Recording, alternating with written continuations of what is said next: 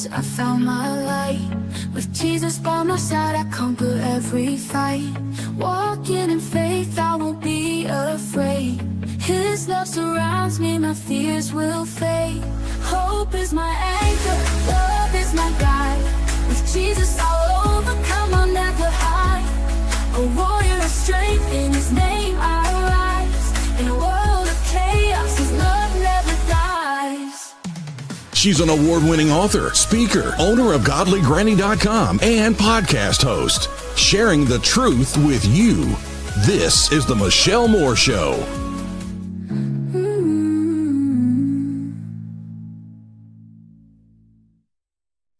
Hi, everybody. So glad that you're with us today. Happy Monday. I wanted to say, okay, so Steve Jarvis had something come up for today. He'll be back next Monday. I called Jack and Margy. I was like, I have this idea of some things I'm wanting to cover. And if y'all don't come tomorrow, we won't be able to do this week, and it'll be another week.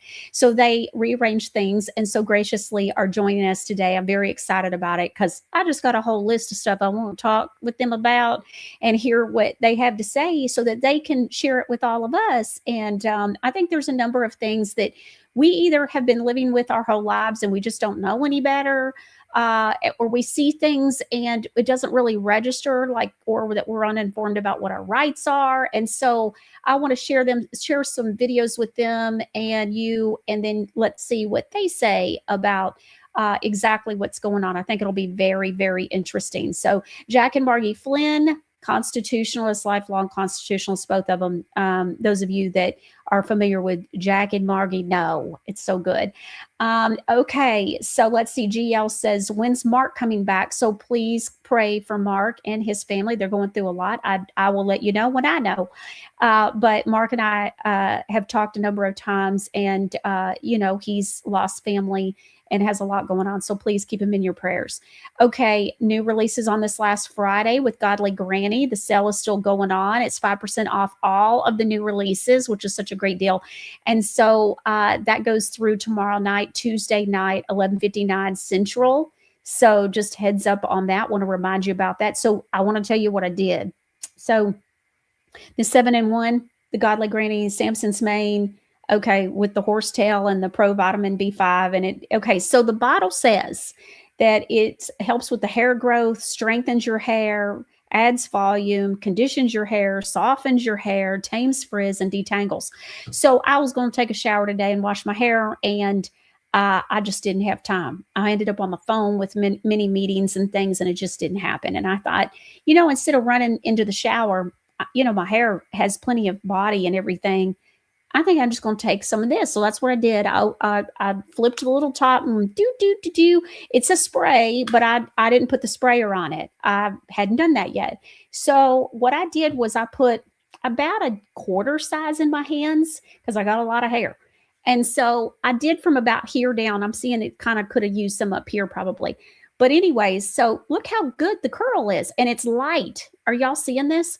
And so last time I washed my hair was Friday morning.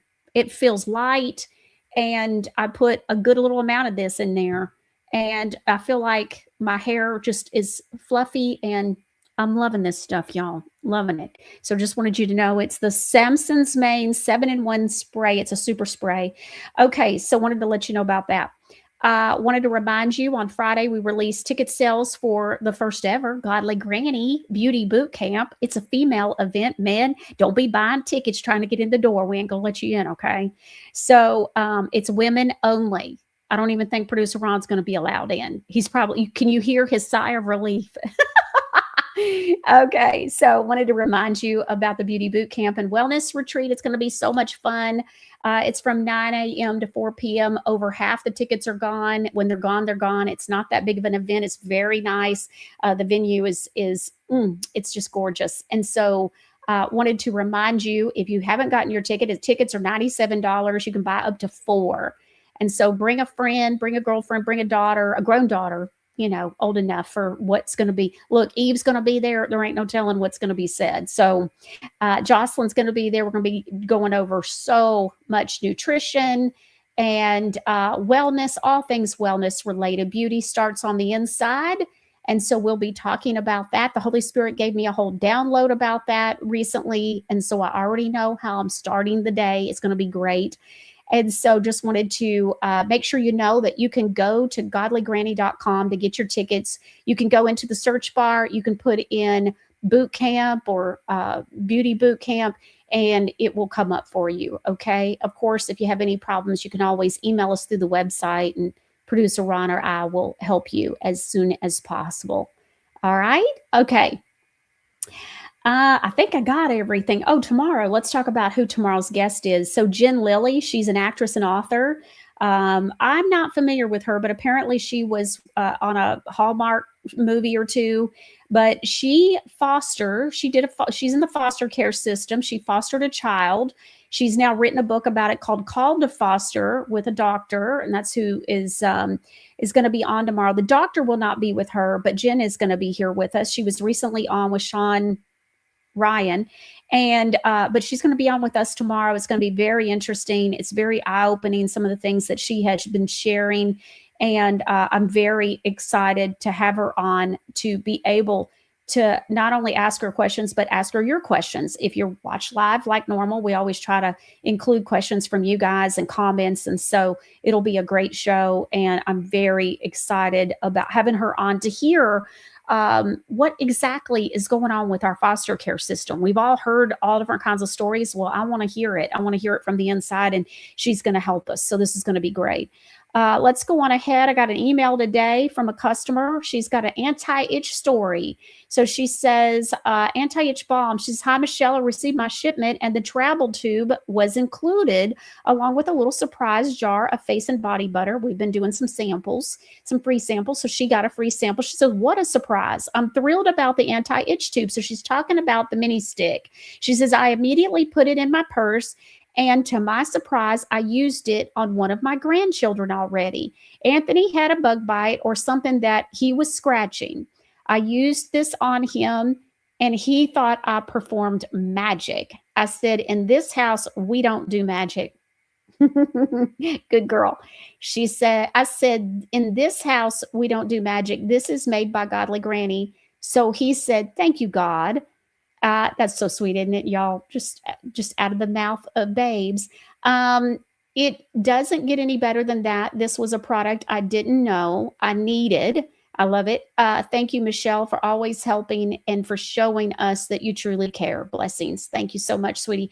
We appreciate that. I laughed out loud as I read her email when it came in, and I saw it earlier today. Loved it. Wanted to share it with you. I thought you'd enjoy it as well. What a great testimonial.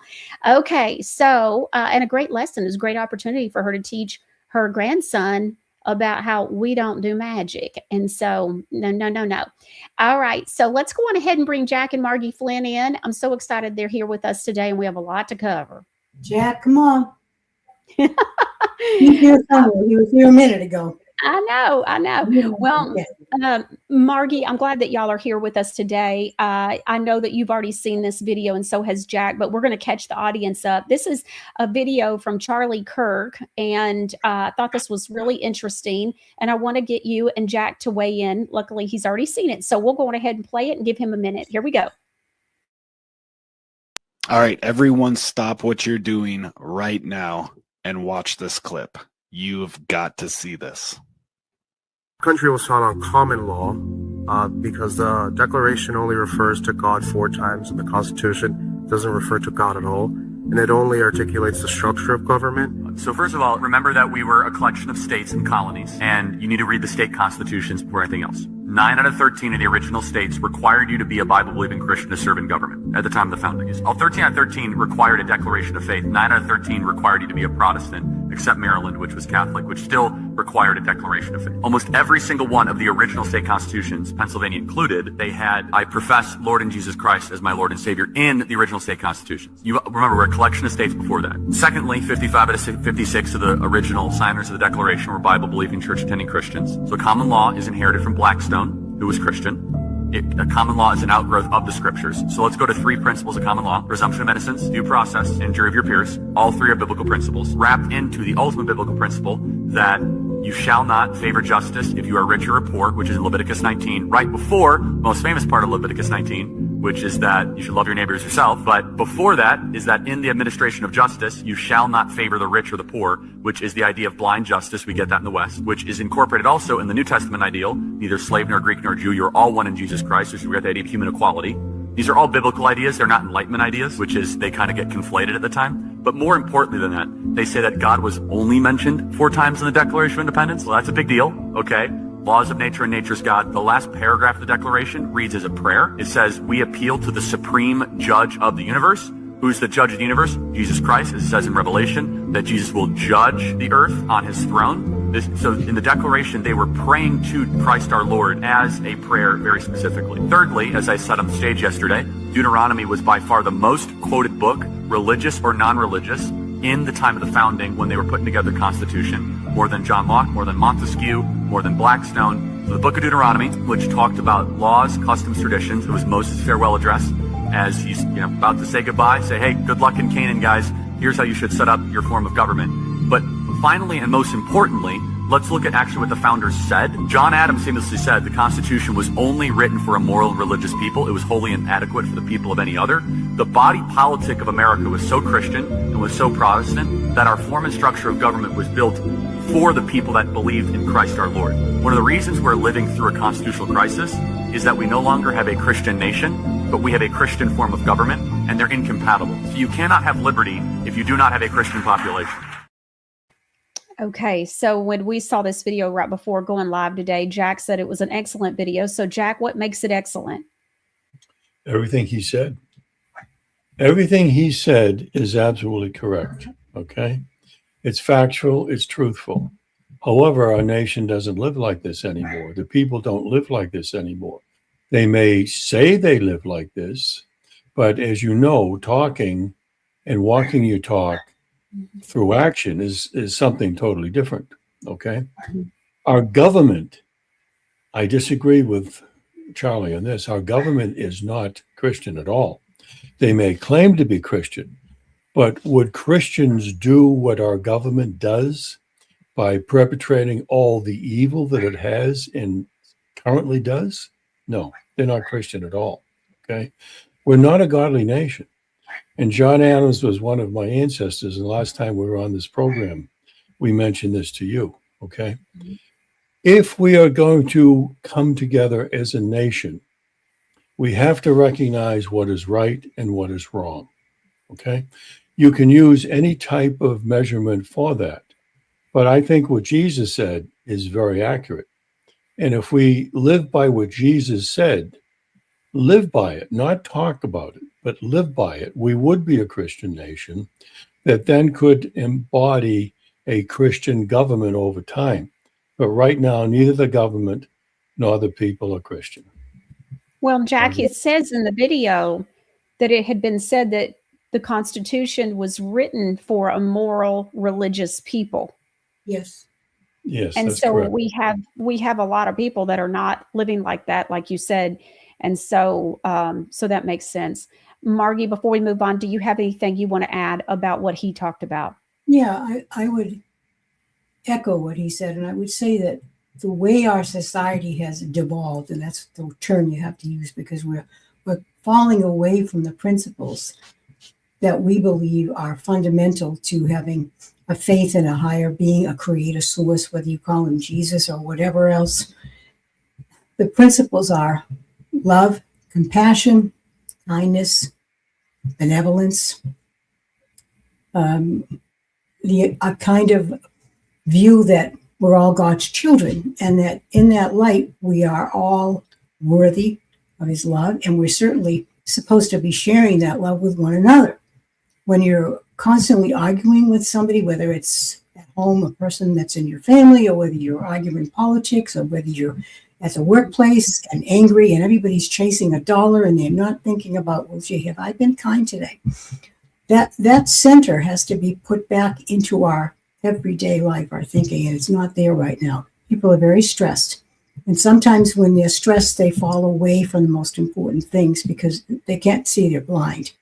And our hope is that people will begin to recognize the Spirit of God in them and start acting as if they were godly people again, and not people that are just material and looking to profit at the expense of everybody else.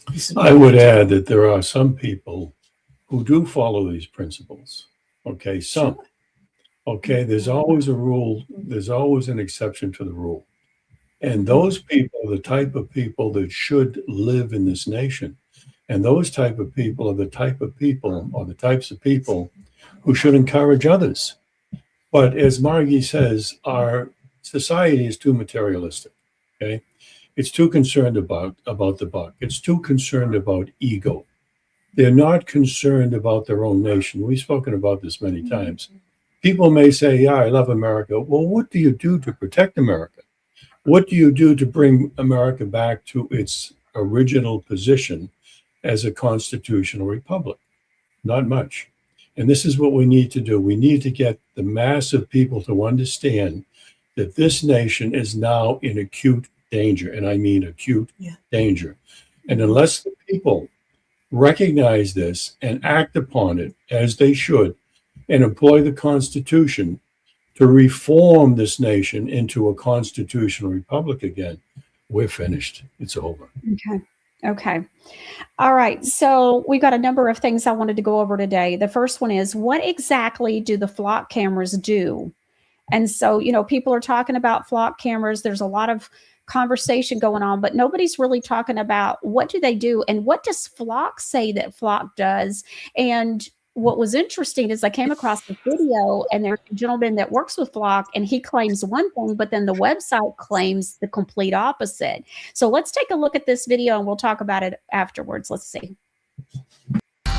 Flock license plate readers take a time-stamped photo of every vehicle that passes every camera. Police can search your historical travel information for 30 days. This creates a searchable database of everyone, not just the suspects of crime. Security researcher Ben Jordan. And it's like if you were to build a graph of that sheet, and plot it to a map, now it's as if you've had a GPS on your car for an entire month. By your own publications, 700,000 crimes a year are solved with Flock? Flock Safety Chief Communications Officer Josh Thomas. Reported crimes in America, yeah. So there's a lot more that probably are being helped that aren't being reported. But yes, we have about 700,000 crimes that we are aware of that are being solved, in part with evidence that's derived from a Flock safety device. In order for that historical data to be of investigative value, you have to track every car for 30 days. Again, I would challenge you on the word track. Tracking the whole of your movements is very different than knowing that you passed by one specific camera, 24 specific cameras. Those are different things. And then the examples of tracking that vehicle from location to location to location. But Flock's own webinars talk about its license plate readers' ability to track vehicles and people. If you want to know how bad this Flock camera situation is, just watch the first 24 seconds of this video. Flock says its cameras don't track people. Its own training videos say otherwise. I watched this, my mouth literally dropped within 24 seconds. I'll play a little bit more for you, but just this first part is wild. Pay very close attention to when he says, this is a police department and these are all the other agencies and departments that it's sharing its information with. It's mind-blowing. It's literally crazy. Watch this. In Boulder, Colorado, inside a small coffee shop. The brighter areas are where the really high density of Flock cameras are. Will Freeman runs the largest police camera tracking system in the nation. If you click on any of these police departments, it'll show you who they're sharing with. So the lines going outward are the agencies that can access their data directly. It's called D-Flock. The app shows where the cameras are and which way they're pointed. How many cameras have you mapped? 88,970 cameras at the moment. Why did you want to do this? The main reason is to show people how invasive this is. Okay, we talked about the DFLOC organization. I guess this was about a month or so ago. So if you want to check out the DFLOC website and all that, it's all on michellemooreshow.com. We put the link on there like a month ago when we talked about it originally. So that's who was at the very end of this video. So did you catch at the very beginning where the guy's saying, well, I have a problem. I take issue with the word track. I mean, we're not really tracking people. And then you hear their conference calls or whatever you want to call them, video conferences, and they're going, hey, we can track. Not only, by the way, this video opened my eyes to something else. It's the obvious, but yet it's it's still something to talk about. And that is, they're not just tracking a car or an automobile. They're tracking, he said, or people. Okay, so this is an issue. This is a big issue for us. And we're going to get into a couple of reasons why. But the first one, constitutionally speaking, Jack and Margie, we have a right to personal, like keeping personal things personal. I remember my mother used to say, you keep personal things personal. You don't tell all your business. And, it's not that we're hiding anything. It's just that it's your business. It's nobody else's business, right? Well, they're making your business, your every movement, their business, literally. What do you think, Jack and Margie, how this contradicts the Constitution? You brought up privacy, Fourth Amendment, privacy, okay? We are guaranteed privacy. We are not supplied with privacy through our government. It violates the Fifth Amendment, okay? You are guaranteed the right, okay, to due process of law. We're not getting any due process of law through these flock cameras or the people who operate the flock cameras, okay? It violates the Eighth Amendment because it's cruel and unusual punishment to the people. It violates the Ninth Amendment and the 10th Amendment. So what are the American people waiting for?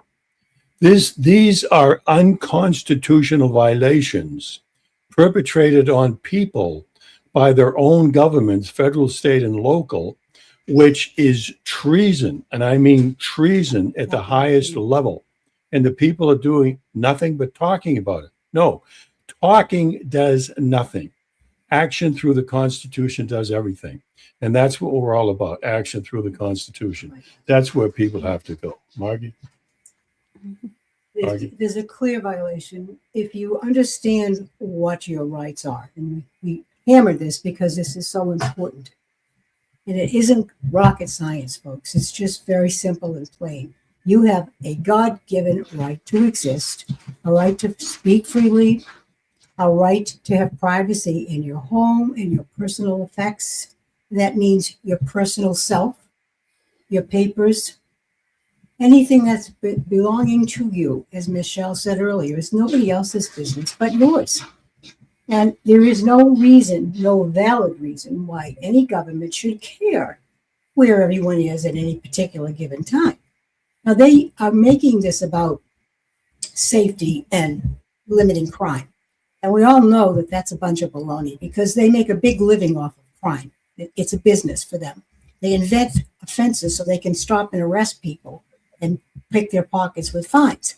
So this isn't about safety at all. Now, I'm not saying that on occasion it hasn't helped maybe track a real criminal, somebody who committed a murder or some heinous crime, robbery, what have you.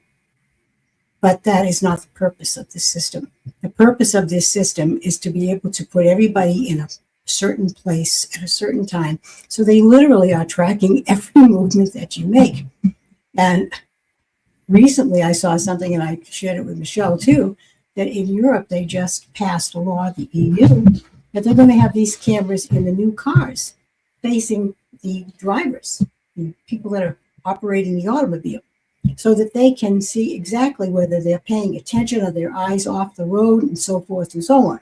I don't know about you, but I think that is very creepy and very 1984 Big Brother. And if the people of America don't speak up, it's going to happen here. It's scheduled to become mandatory sometime in 2027 in the United States of America.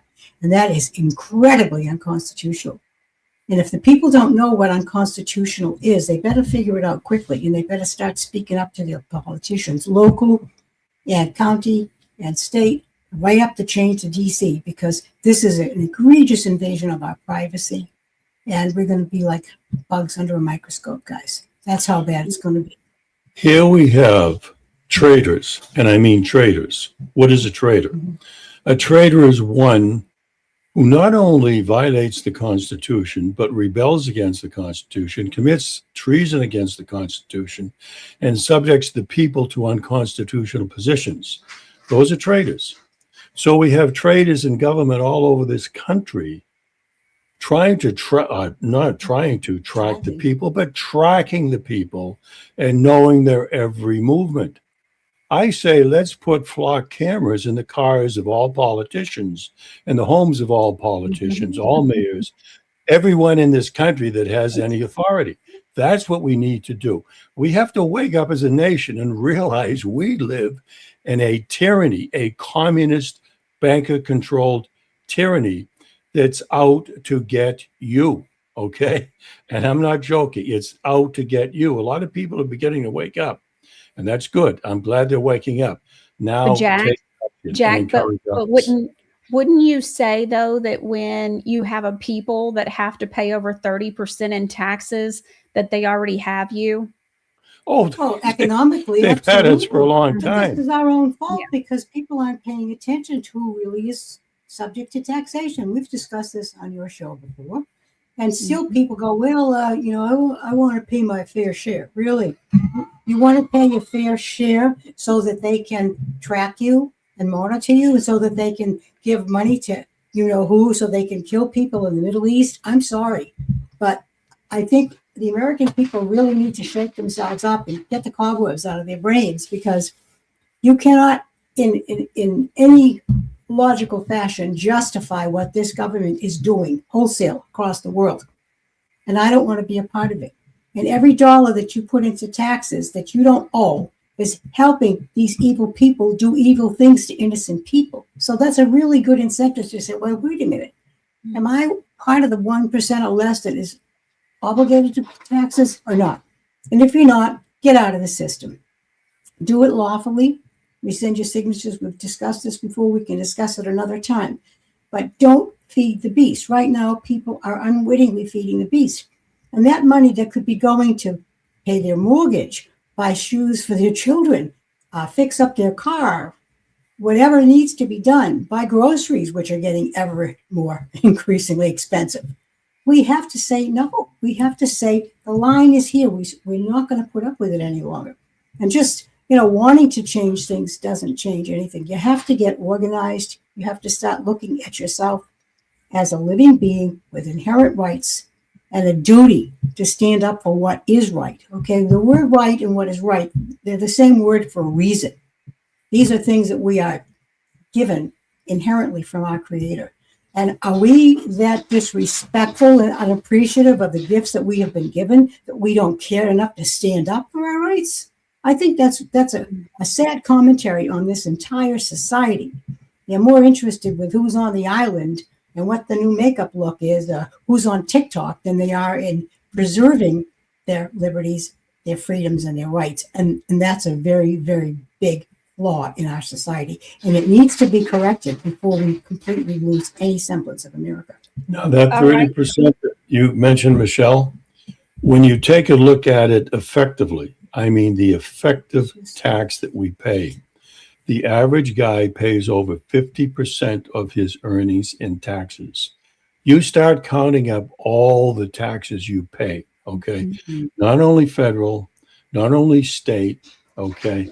Not only sales, but all the taxes you pay right down the line. It's effectively over 50%. That's ridiculous. Yeah, that makes sense, because you pay taxes in a lot of states, even on groceries. You pay it on gas. So it's on top of the income taxes that people are paying. And that's what I was referring to with the 30%. And we know it's a little bit more than that, but I was, just kind of being general here. Mm-hmm. Let's talk about, so you've got these flock cameras. Okay, so who's policing the flock cameras? Is it the police? And if so, well, we know that that's an area for trouble, because, the police need to be policed sometimes. And so let's take a look at this video about what the police have already been doing with these flock camera systems. And we just getting started, y'all. 9 more officers arrested for using flock cameras to intimidate and stalk citizens. This brings the total to 21 officers arrested for this. Just yesterday in Greene County, a deputy was arrested and fired. Quenisha Goss accessed flock data for personal reasons multiple times over the course of 3 months without law enforcement justification. A similar story in South Georgia. 5 Albany officers were arrested on Monday. You see their names listed there. The GBI says an internal audit found that the officers used the flock system multiple times for non-law enforcement purposes. All of those officers have been fired. And just a few weeks ago in Cherokee County, our own Atlanta News First investigation found these 3 deputies have been fired for allegedly misusing Flock.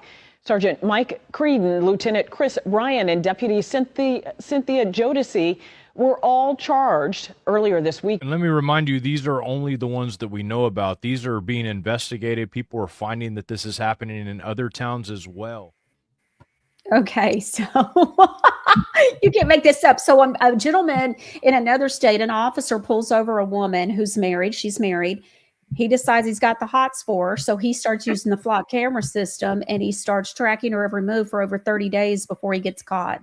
Wow. This is the kind of stuff that's going on. An officer had an ex-wife.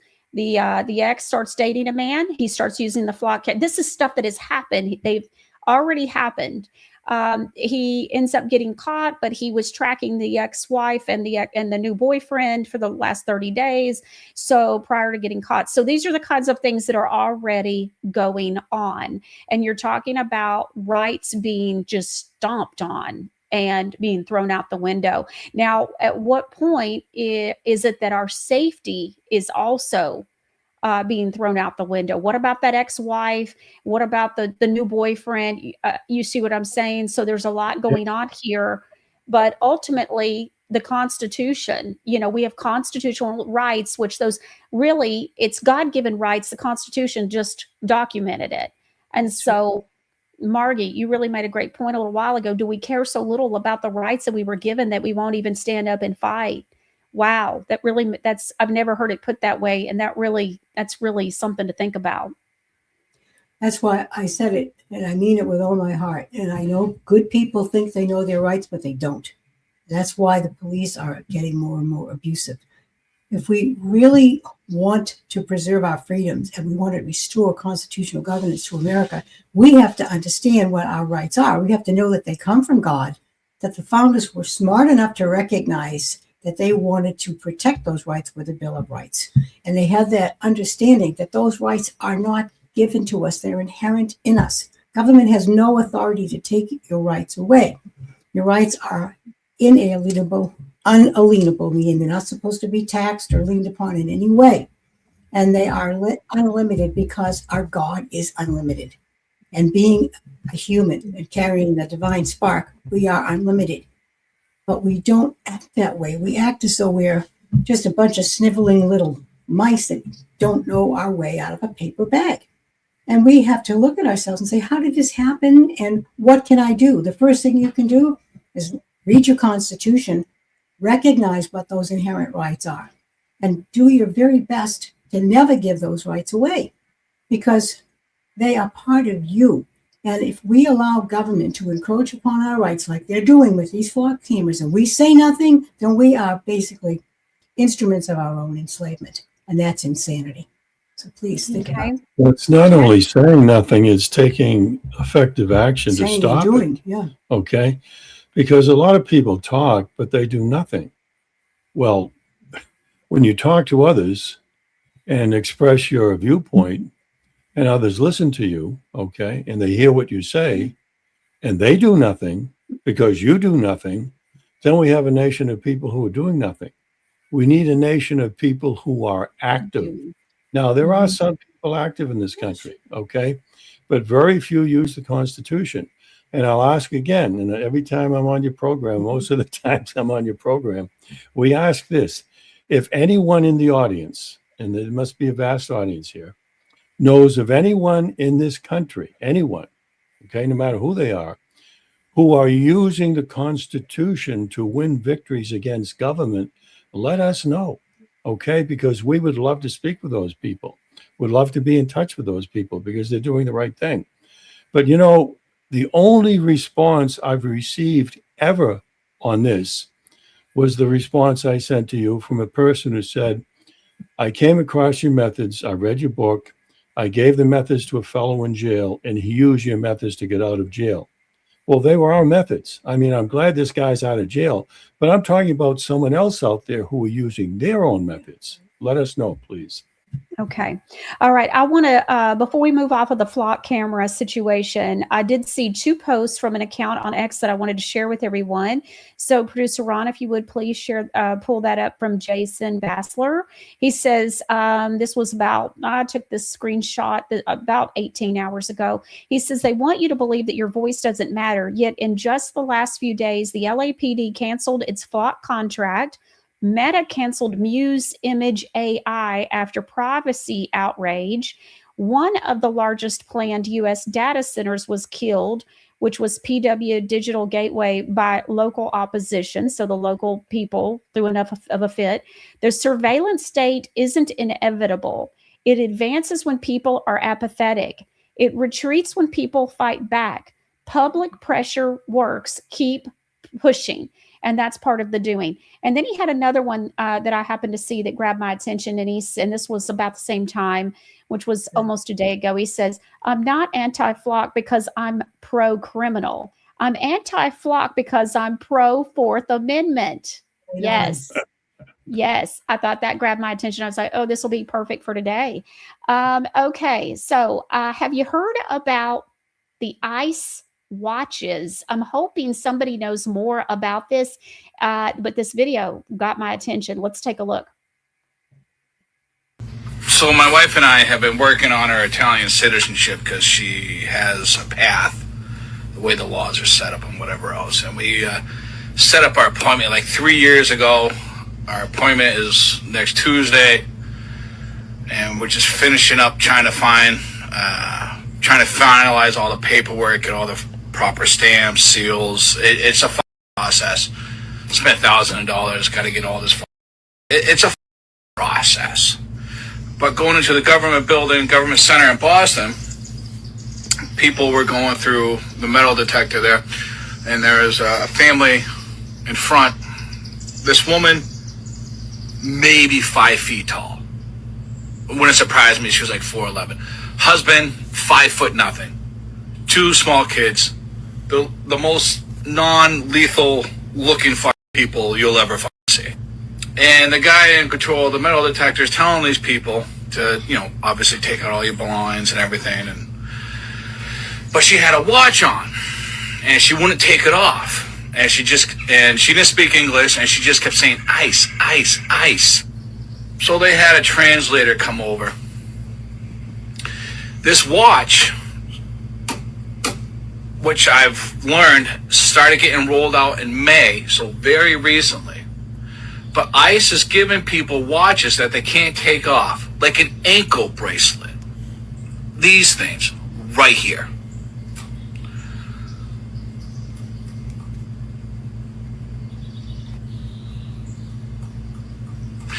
She has a curfew.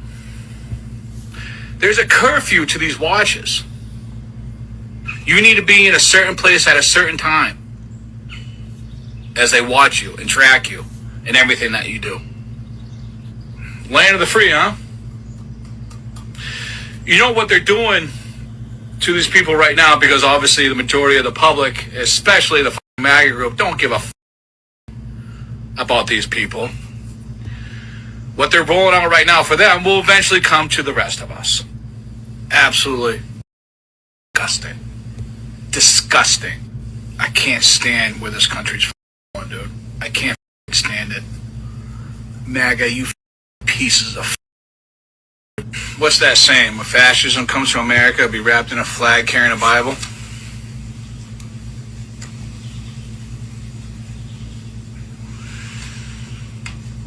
I hate MAGA with every fiber of my being, dude. Yeah. Okay, so he's I don't understand him blaming MAGA, but so I don't know, since ICE is involved, and that's why I said I'm hoping that some people will know more about this than what we've got so far. I'm trying to piece this together. So is ICE having the illegal immigrants that are coming into the country wearing a watch that they can't take off that's also maybe a tracking device? And what this gentleman is saying, well, he thinks that it's not right that the people that are here, I don't know if they're illegally or whatever the situation is. Who knows? Obviously, they're coming in from another country. Americans aren't wearing the ICE watch. Personally, I'm all for it. But what he's saying is he hates MAGA because he's saying if this is happening with the illegals, first of all, Americans don't care about the illegals.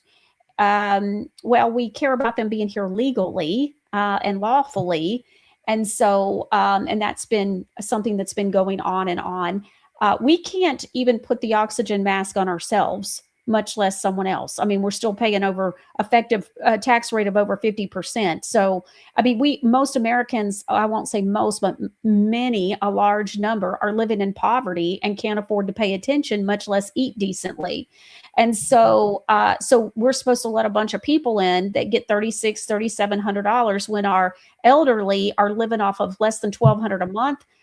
I got a problem with that, but somehow he's thinking that we're all going to have to wear these ice watches at some point, and it's going to be because MAGA didn't care about the illegals. I don't really understand that. But Jack, Margy, weigh in on, do you know anything about these watches, and what's your perspective about what he was saying as well when he brought up MAGA and all that? Okay, I don't personally know anything about the watches, but from what was depicted in this particular film, it appears that they are giving these to people to track where they are. Now, if they're here illegally and they're on some kind of list to be processed to see whether or not they have to go, be deported or whatever, that's one thing. But to track a human being is akin to slavery, right? The Romans would put chains around people, they brand people. These are archaic tools of evil. It's control. It's absolute despotism. Now, if ICE wants to do a good job, they should first start by getting the criminals out of here. I think we can all agree that getting rid of the criminals who have come into this country by design should be the first order of business for ICE. Now, I'm not for people coming here illegally. I'm not for people abusing the system, getting lots of money to take care of whatever they want and buy 15 phones when elderly people can't even buy groceries. I agree that there is an imbalance here. It needs to be looked at. We've got to look at the bigger picture. And this man made a point here, which I believe has some merit to it. He said, what's happening to these folks is coming to us next. And he's absolutely correct about that. Remember that they always give us a little bit of an advance, a little preview of what's to come. They do it in movies. Think of all the dystopian films that came out in the 90s. Remember all those movies? Mm-hmm. Well, doing those things now, things that looked ridiculous to us then, that'll never happen here, are happening now and have happened now. So it's not really very far-fetched for him to say that this will be coming to us. What happens when you go into a 15-minute city? Let's say that their flock cameras win the day, that the data centers win the day, that AI wins the day. And so everybody is surveilled 24/7, 365. And if you're a naughty boy or girl and you don't stay in your little box, then they make you wear this little device, whether it's a watch or a pin or a chip or whatever, and they know where you are and they can come and get you anytime. And that is not far-fetched because I believe they have the technology to do it now. They're just not telling us yet. Okay, so what he said makes sense. Now, as far as blaming MAGA, that's a big brush. I think what he is referring to is that all of the policies that came out of Donald Trump's mouth and the MAGA people, who they thought were going to clean up the streets and get rid of the bad guys and send them home, that hasn't happened. What has happened is innocent people have been brutalized. People have been murdered by ICE for no reason. There's been no accountability for any of those crimes. And they're crimes. Make no mistake about it. It's an abuse of power. And any government that tolerates abuse of power, the way this government has tolerated what ICE has done, is a dictatorship. Don't be fooled. We are not living in our republic. Our republic is here, but it's been overlain by a corporate dictatorship. And we have to recognize that, and we have to use the powers that we have, which start with the Constitution, because it's our document. Remember, the people created the Constitution, not the other way around. It's our duty to know it, and it's our duty to use it to hold any public official accountable. If we fail to do that, that's our fault. And we're failing miserably. So we have to stop failing and start doing the right thing. I'm just wondering, why, what are the circumstances for somebody to wear the watch? Why would ICE give somebody a watch? I keep thinking about what it used to be with the catch and release, where they would catch an illegal alien coming across the border and then they would write them a court date on a ticket for 9 months out, 10 months out, and say, okay, and then release them into the United States. And then the rampant issue, just for those watching that don't know the history on this, and what our government was doing, our people, Border Patrol, all of that.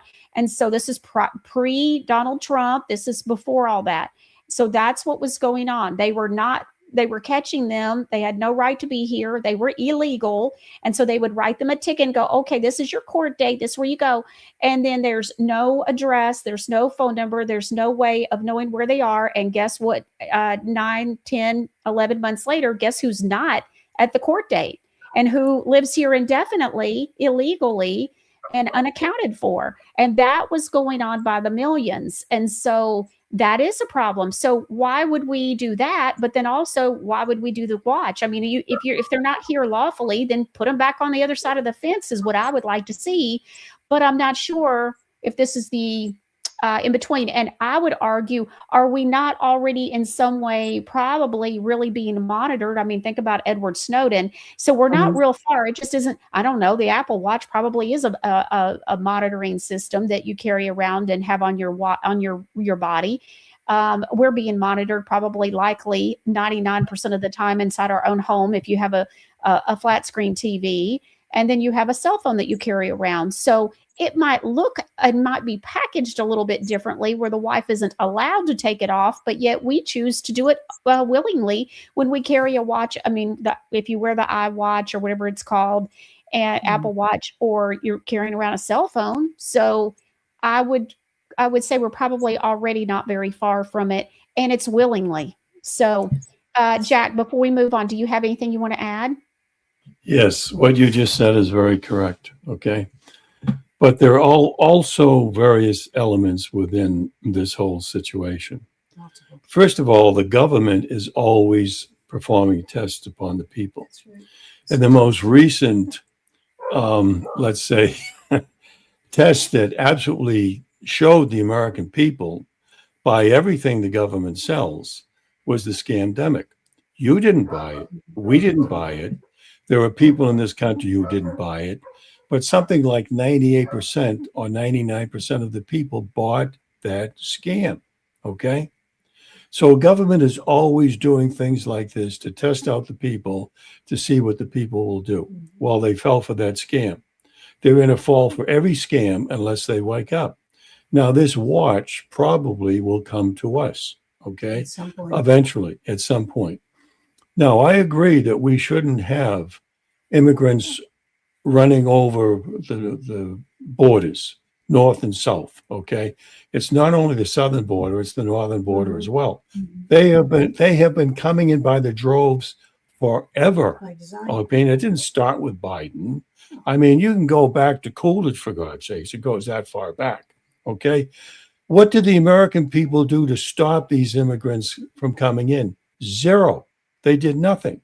And recently, why are the immigrants coming in? Well, what's happened? The United States supported Israel in 7 different wars to kill those nations and kill the people of those nations. And then the Israelis brought them into this country with the full support of the U.S. corporate communist government, okay? And the people did zero as usual, okay? And I'll keep saying this because the people do nothing. They talk, but they don't take action. And the few people who take action usually don't take constitutional action because they don't know the Constitution. So as Margy said, people have to learn their rights. They have to learn to protect their rights. If they don't know their rights, they don't have any. Your rights are embodied in the Constitution. Please learn it. I think one of the things that concerns me, and one of the reasons why I speak up and we spend so much time trying to teach this and discuss these things like we're doing today, is that I think about our children and our children's children, you know, Yes. and if we give up the ground, then the children come in already with the ground given up.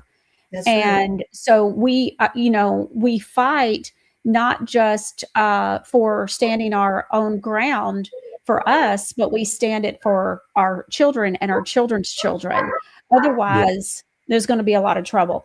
for our future generations? And how are we going to be able to look at our children and our children's children in the face, you know? Okay, I want to read a few comments and things that people have said throughout today's show so far, and then we've got a number of things to move on with. Mindy Greenwood 99 says Americans better cut off the Kardashians and get involved. Terry says innocent until proven guilty no longer exists for Americans. Criminal illegals are protected, but not our Constitution. Yet again today, I watched another video of a mama with her 6-year-old little boy in the car being complete. She was pushed to get on the ground. They handcuffed her.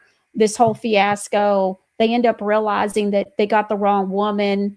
It's the wrong car, all of this. She's just at the gas station trying to get a snack for her and her son. And this happened in Arkansas, I believe it was. And this was about 1.5 years ago, that you see the officers end up realizing they've got the wrong person. They continue to use abuse.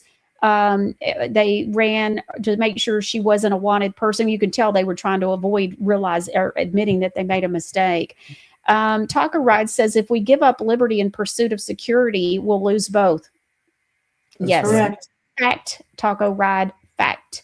No Nonsense Netta says, when you drive by a flock camera, it scoops up your car's information, every device in your vehicle. Okay, I did not necessarily know all of that detail. I'd heard something about it, thought that might be the future, but didn't realize that's already doing that. So interesting. Alexandria 18 says, our DOD can pinpoint a supposed target thousands of miles away using satellites. Do y'all think that they don't know where we, the people, are at any given moment? We have a tracker in our hands, cars, and homes. I think about OnStar, where they years ago could unlock your car doors if you had a subscription, right? So that tells you something. Terry says people don't understand or seem to care about their rights anymore. I would say that we definitely, Jack, Margie, and I agree with that. And I think it's hard when you don't really understand your rights, who you are, and whose you are. That was what was really my helper during the whole, COVID thing, is that I understood I had the God-given right. I understood what my right was and where my right came from, which was the God-given right to be able to breathe unrestricted. Now, the other thing too was I understood that a mandate was not a law. So people are like, well, you have to. Says who? And I just kept walking. I just laugh at people and keep walking. What are they going to do? Kick me out? Of the I'm not going to get groceries here. Okay, well, I'll just go to a different store. Mindy Greenwood says they don't care because 1 in 6 Americans are on psychotropics, apathetic, and emotionally numb. And guess what else they're on, Mindy? Y'all ready? Because I say this all the time. Y'all know what is coming in 3, 2, 1. Get off the fluoride. There you go. If you're drinking fluoride water, stop it. And so drink distilled water. Taco Ride, and that will change your life. Especially with fresh squeezed lemon. Okay. Taco Ride says we'll see action from the public when it affects them personally. The problem, Taco Ride, is it is affecting them personally. They're either apathetic or they don't see it because they don't understand the rights. The IQ, I wish there was like an IQ test for people to be on Facebook. The unbelievable stuff that I see on Facebook, and I've just recently been getting back on there more. I'm not sure I can do it. I'm just not sure I'm going to continue to be able to do it. I was on last night. Now we've got a video for later today, but I was on last night in a Crunchy Moms. These people think they're crunchy. And Crunchy Moms group. What do you wear? What kind of sunscreen do you wear? And it's like sunscreen. And so these people, I'm like, I just can't hardly take it. They're not crunchy. They don't even understand the definition. And it's every time that group comes up in my feed, it's like these people, it's just ridiculous. Okay. Die Laughing says, let's all remember they scared us with 9/11 and then ushered in the Patriot Act. where we gave up our rights and privacy in exchange for safety and security. Thank you, Die Laughing. Alexandria, 18, says Washington, D.C. is a cesspool of corruption. Capitol Hill is full of criminals, trillions of dollars given to other countries to fund their money laundering schemes while Americans do without. Hey, by the way, and this was the real kicker. Y'all ready? This is what I can't take about Facebook either. Okay, what she just said. Okay. And then people will be like, but I want to pay my fair share of taxes. Yeah, right. It's like, oh, geez. I mean, officer, don't worry about handcuffs. I'm going to put them on myself. Okay. You just stay there. All right. I want to do my fair share. I mean, this is the idiocy that it's just so It's okay. all over, Michelle. It's everywhere. Yeah. I don't know if I can deal with it much more with some of this stuff on Facebook, because that's where it's primo location. She'll argue with you about why Flock is good, and you're just like, this is about the dumbest stuff I've ever. These people. Okay, Grammy says yes. Now I'm sharing some of the things I think sometimes. I'm like, I don't think I can do Facebook. I just don't. I think it's where I do a drive-by. I post and leave. So yeah, because I don't know if I can keep doing this. Grammy says yes. The largest data center project near me, PW Digital Gateway Center, was crushed. The people prevailed. That's so awesome. Alexandria 18 says that's what the fake pandemic was, a psychological operation, a behavioral modification exercise in control, compliance, and conforming.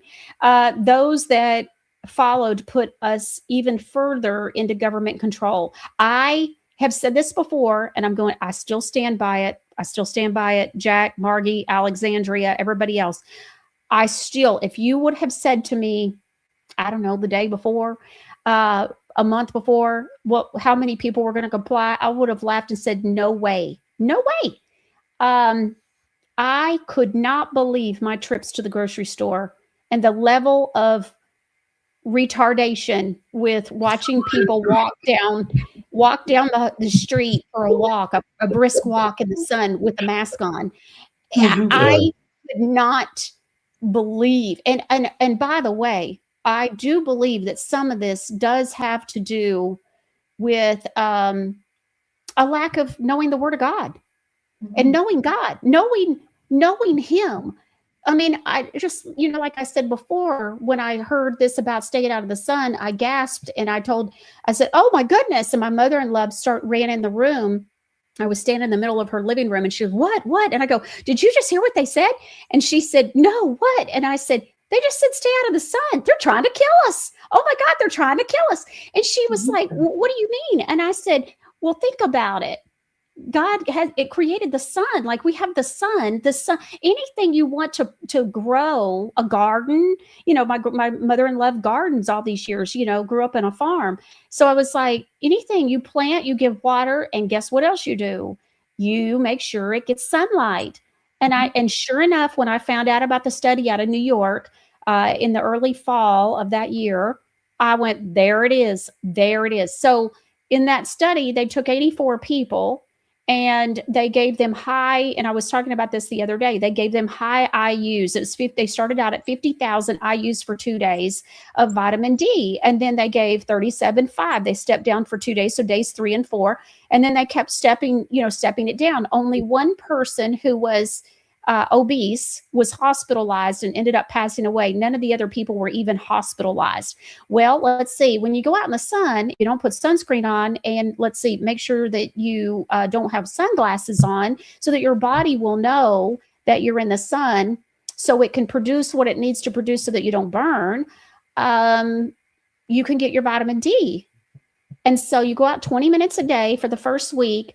And look, as fair complected as I am, my legs and arms are darker now than they've ever been. I've never tanned until recently because I've been spending short bursts of time out in the sun for a year now. And so, anyways, so with that said, I couldn't believe it. I just absolutely could not believe this many people fell for all this ridiculousness.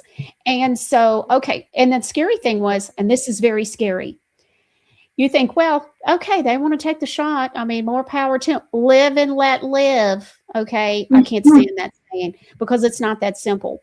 The people that want to, that you want to let live and let live don't want us to live and let live. So they want us to bend the knee. So that's the first problem. The second problem is live and let live. Well, you had shedding. And then let's talk back to the Black's Law Dictionary and the whole mandate thing. So what a lot of people don't know, because they just haven't learned this, and Jack, Margie, y'all correct me if there's anything I'm off on, but if the people willingly give up something under a mandate, okay, this is willing. When a government does a mandate, your participation in that, we're going to call it participation, is it is your decision. Okay, it's whether you're willing to go along or not. If enough people go along with a mandate, this is where it gets scary. Okay, for people like me and Jack and Margie that wouldn't wear a mask, didn't comply. Okay, so then the whole ship could be brought down by those who are going along with the mandate, because if enough people go along with the mandate, they can make it a law. That's correct. And they can make the ones that won't go along with the mandate do it, because now it's become a law. See, my argument was, so, I mean, well, everybody needs to, who says, well, it's a mandate, it's mandated. Okay, well, that's not a law. Well, that goes away if they make it a law. And so where's my freedom? I have to go along with it once it becomes a law, or I'll be arrested, right? No, you don't. Because if that mandate is Goes mandating against the something that's Constitution. unconstitutional, it's not a law. It looks like a law, There you it's go. got the color of law, but it's not a law. And this is where people did not That's right. understand. And That's the right. reason so many people did comply and shocked you, and we weren't shocked because we know how really ignorant people are Yeah. about their rights. You're further down that road.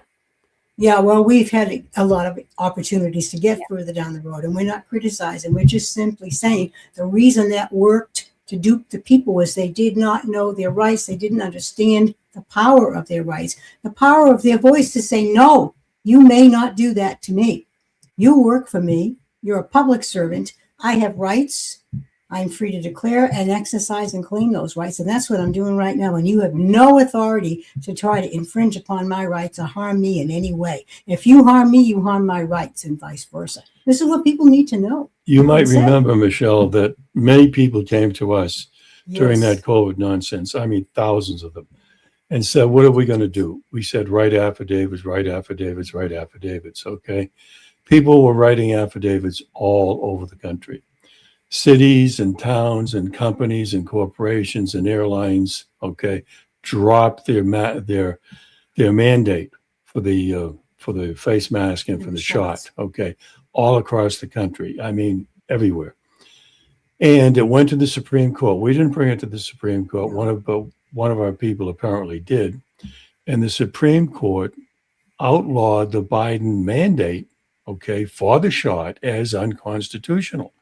And it was unconstitutional from the very beginning. Mm-hmm. But since the people don't know their rights, they don't effectually, they do nothing. They do absolutely nothing to claim their rights or take their rights, and they do nothing for America. As I say, many people may express the fact they love America and they want America to continue, but they're not doing anything to save America. We're trying to do that, as you are. Okay, so Kent Busey says, how do you fight with constitutional rights? I've never seen anyone win. So an answer to that's going to be, for another show. We've done shows with Jack and Margie many times on that. But I tell you what, I think Friday's show will be a perfect example for Kent to watch. So watch Friday's show, Kent. We're going to be revisiting some of these things. And then Friday is a prime example of a man that Jack and Margie helped, where the local government was going after him. He was put into jail, all kinds of things repeatedly. And we're going to talk about how the government the powers that be ended up bending the knee, not the man that is going to be on here with Jack and Margie on Friday. All right, let's keep going. We got a lot of things to do here. So one more thing I want to say. The people in this country must understand that all police forces in this country, federal, state, local, okay, are trained by Israel, trained by the IDF and the Mossad. And that's That's a treasonous action by our government. And this has been going on for a long time. This didn't happen recently. It's been going on for like 20 years or more. Okay. And the American people have done nothing to stop it. It is treasonous for this nation to allow Israel to train our police and use the Israeli tactics that they're using to commit genocide all over Gaza and the West Bank. It's terrible. Well, isn't that what they're talking about with merging the military, Yes. the Israeli military? Okay, so, just help me here understand, because I don't know this. So, Jack, when you say that our police has been for the last 20 years or more training our police, how is that possible? If I go into, are you saying if I go into a police department and you got new trainees, are you saying that, or you go into the training academy that there are men there dressed in the Israeli police uniforms No. teaching and training? No, they're not dressed that way. Okay.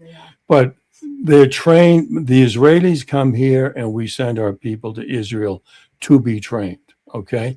Oh. We have been led around by Israel forever. Okay.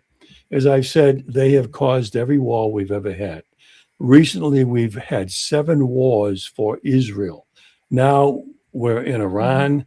They want Turkey next. When in God's name are the American people going to wake up? So to answer your question, our police go there or they come here, okay? And they train the American police to use the violent tactics that the IDF and the Mossad uses against everyone in the world, okay? Not only in Gaza, not only in the West Bank, but in Lebanon, in Egypt, in Syria, all over the place. Libya, Well, my God, Gaddafi was a good guy. I was going to say, look at what they did to Gaddafi. I don't think people really know what they did to Gaddafi, and No, I don't they know if don't. we can tell it on this show, but how they killed that man, that in itself horrible. was horrific. Horrible. And I knew the guy. Yeah. Okay. I knew Gaddafi. He was an honorable man. He did the right thing. And my ex-partner did a lot of business with Gaddafi. He was very fair, very upfront. I mean, he was straight and he helped his people. My God, he gave money to his people. If kids wanted to go to college in Europe or America, he paid for it. If a family got let's think about married, this for a second. Let's think about this, okay? So what a lot of people don't realize is we always have had it drilled into us, the home of the brave, the land of the free. Look at us, we lead the way, as you know, for the world. Did you see Gaddafi's place? Like the whole city was clean. The people loved him. You got a stipend for a car. Women, you wanted a degree in something and they didn't have it in Libya. They helped you pay for it. Like think about here, Social Security, this is what you got to look forward to. We have been lied to on so many levels. We think, oh, that was a third world country. That had to be a crap hole, right? No, it was not. And the people loved the man. Do you understand what the problem was? Not Jack and Margy, but the viewers. Do you understand what the problem was with Libya and Gaddafi? It turned out that the deep state found out that he was trying to get other countries involved in doing their own gold-backed currency. You cannot have a one world order if you don't control the currency of the whole world. That's why we had to go into into Iraq and take out Saddam. Now, Saddam wasn't a Girl Scout, but I mean, we can't run the whole world. And so, but Iraq had their own currency. He was doing his own thing, and he was running his own country. And so, whether that was good or not, but going back to Libya, Hillary famously said, "We came, we saw, all that stuff." He died. Okay, the man in excruciating torture, for God's sakes. Yes, no American should have been okay with what they did to that man, but they never talk about that. But the fact of the matter was, you could eat off the streets there, and the people are not living in poverty.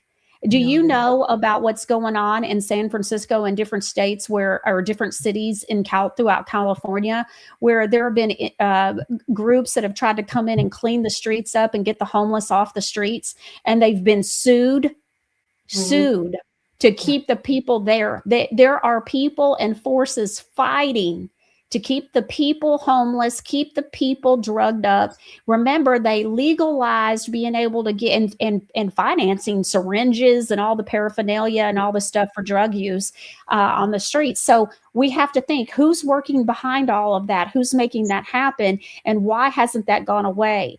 And so it's, is it getting better or is it getting worse? And I look around and we see it's worse. They want it worse because dependent people are easier to control, Michelle, whether it's drugs or booze or an ideological misconception that's been put into people's brains by conditioning and propaganda for decades, which has happened in this country. That's why the American people are passive and apathetic, because they've been brainwashed and they don't know it. Well, let's talk about the flock cameras. Let's go back to something that the gentleman said with D-Flock. He said that he had plotted the location throughout the United States of 88,970 flock cameras. We had someone over on YouTube say something I thought was very interesting. Here it is.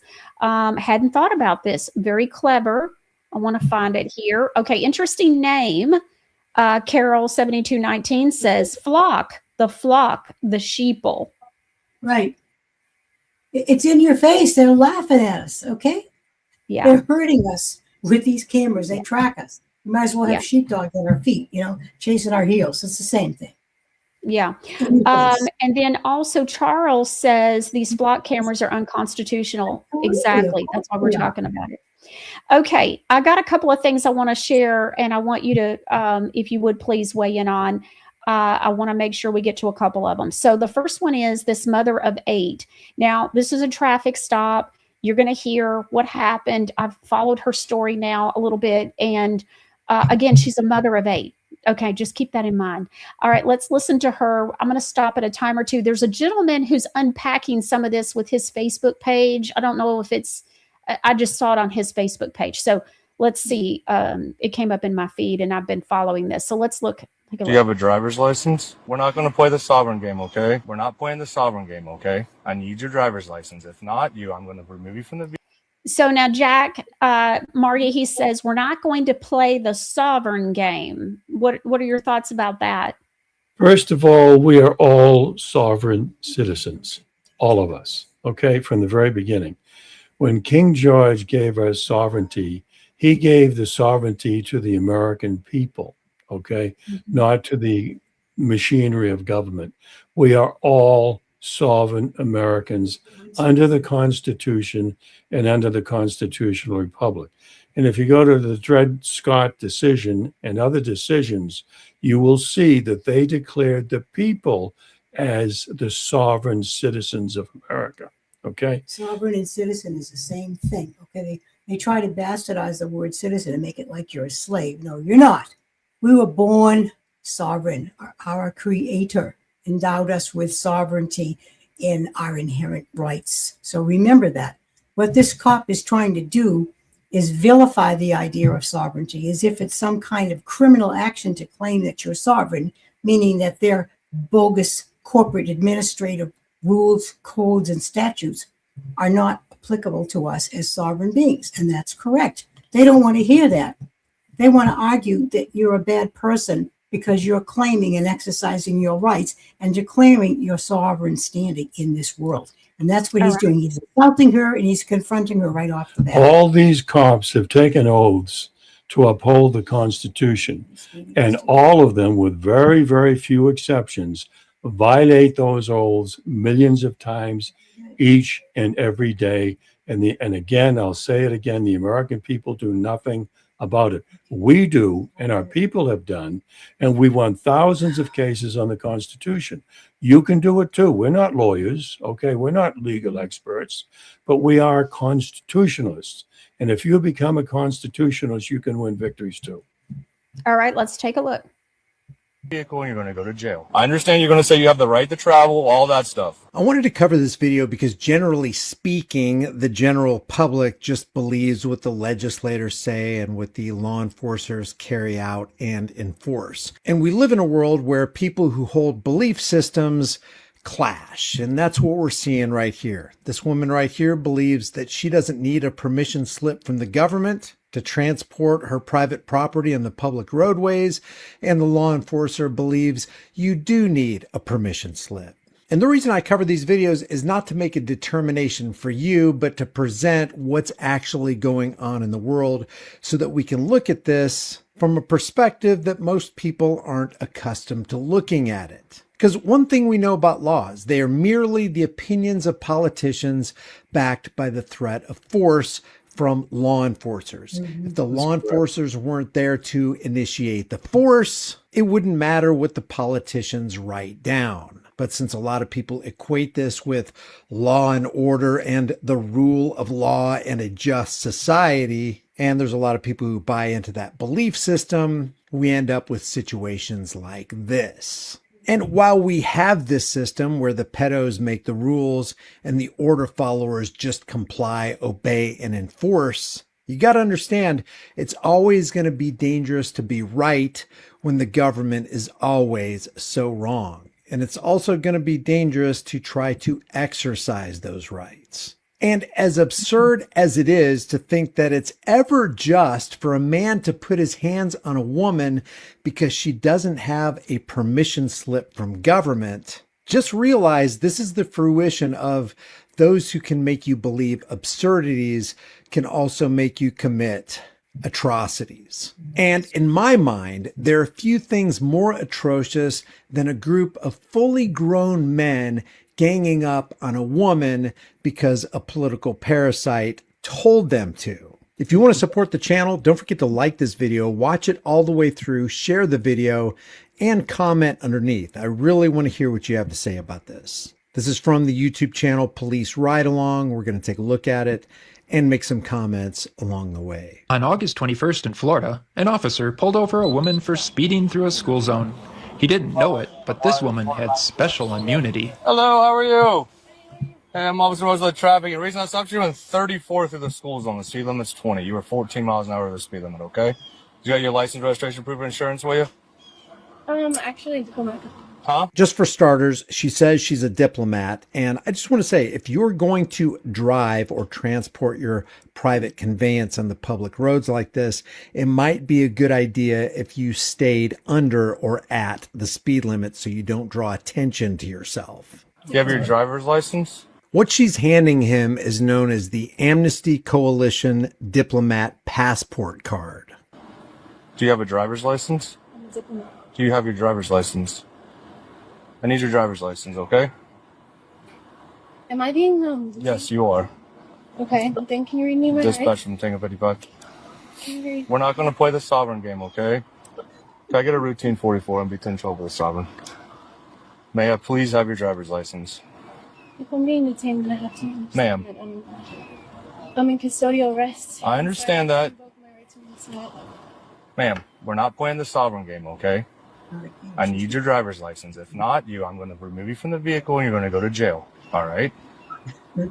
Please hand me your driver's license. This is the same woman challenging jurisdiction in an Orange County courtroom a couple of months prior to this traffic stop. Out of the courtroom? I ordered her out of the courtroom. Okay, you need to leave the courtroom now. Turn around. You will be arrested for resisting without. I am not resisting. You are going to get arrested for resisting without if you do not leave the courtroom now. Please leave.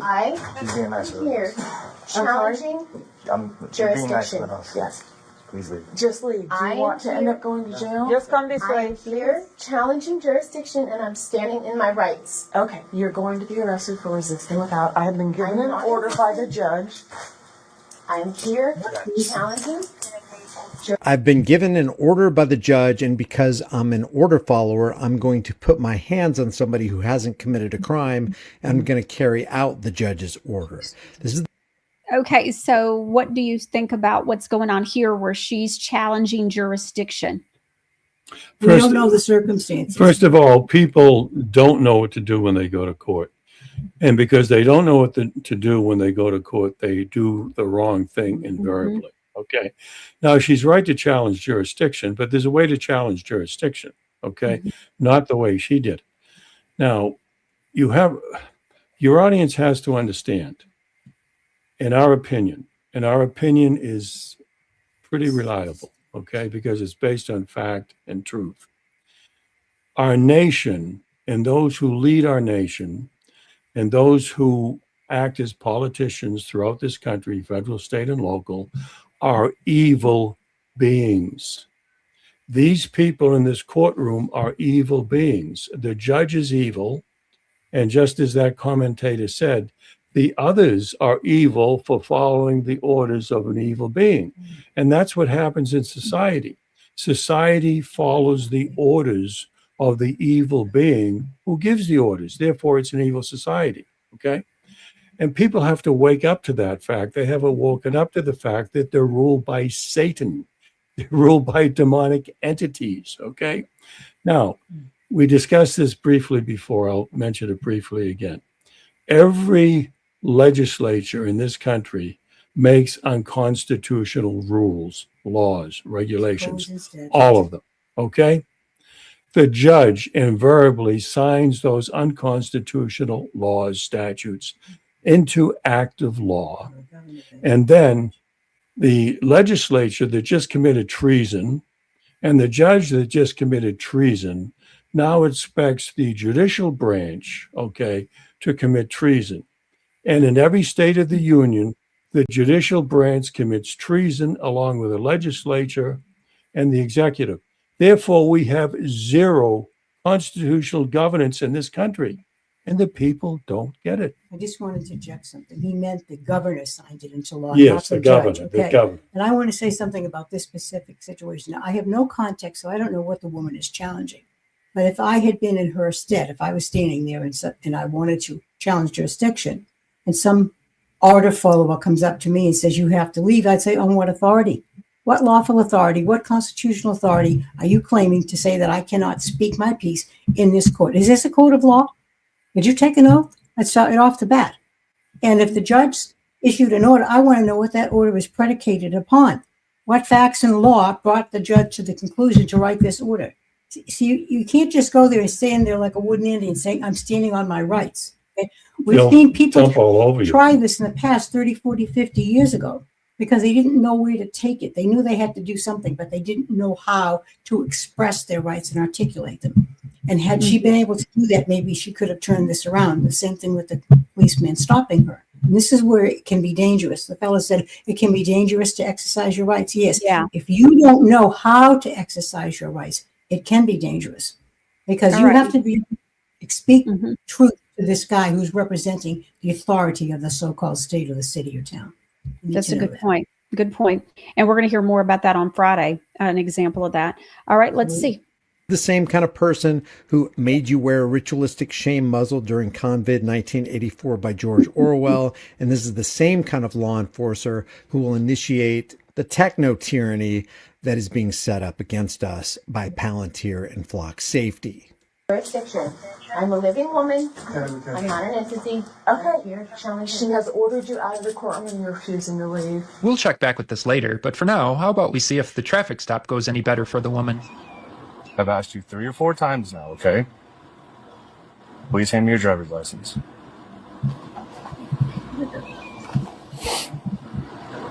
Can I please speak with your whoever's over you, please? Would you like to speak with a supervisor? Yes, I can get one of those here, but can I please have your driver's license? I'd like to speak with that person. I'd like to speak with that person. I understand that, but he's not. He's going to tell you the same thing I am, okay? I'd like to speak with that person. Nice to meet you, 55. I'm not trying to... May I also have a supervisor 51, please? Okay, so let's do this. I've done everything you've asked. Now, please hand me your driver's license. Are you refusing to identify yourself to me? Driving is a privilege in this state. It is not a right. I understand you're going to say you have the right to travel, all that stuff. This is how serious and powerful this mental construct is.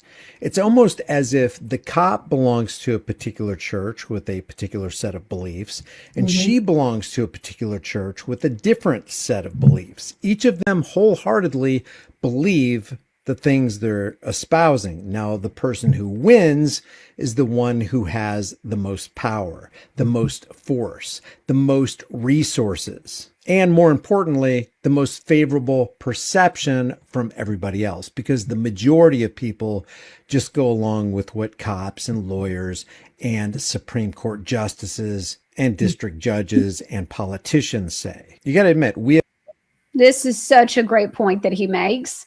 Yes. So these are also the same people that'll say they want to pay their fair share of taxes and that 30 something percent's fine. All right, here we go.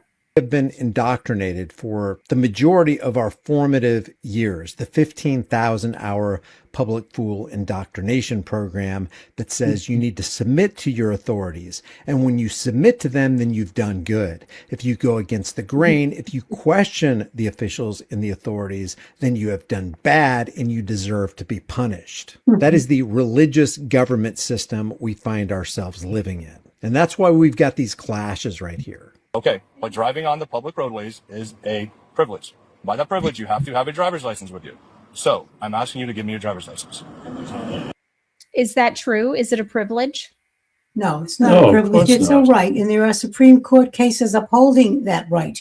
And if this woman had a little bit more knowledge, she could have said to him, excuse me, I think you are correct, sir, but in fact, you're not. And I can cite several cases that were upheld by the Supreme Court of the United States of America, and in some certainly state courts too, that uphold our right to travel, which is enshrined in the Articles of Confederation, which preceded our actual Constitution. And by the way, you took an oath to that Constitution, so you should know all this, so you can uphold it. And this lady use the interstates and highways, all roads. That's right, the public highways and byways. This lady made a few mistakes. Okay, the first mistake was traveling excessively, not excessively, but what, 6 to 7 miles, 14 miles over the speed 14 limit. miles Okay, that's not a good idea, because when you're dealing with evil everywhere that has authority in this country, remember, evil only commits evil. Evil never commits good. So if you invoke the rule of evil by defying that evil, evil is going to confront you.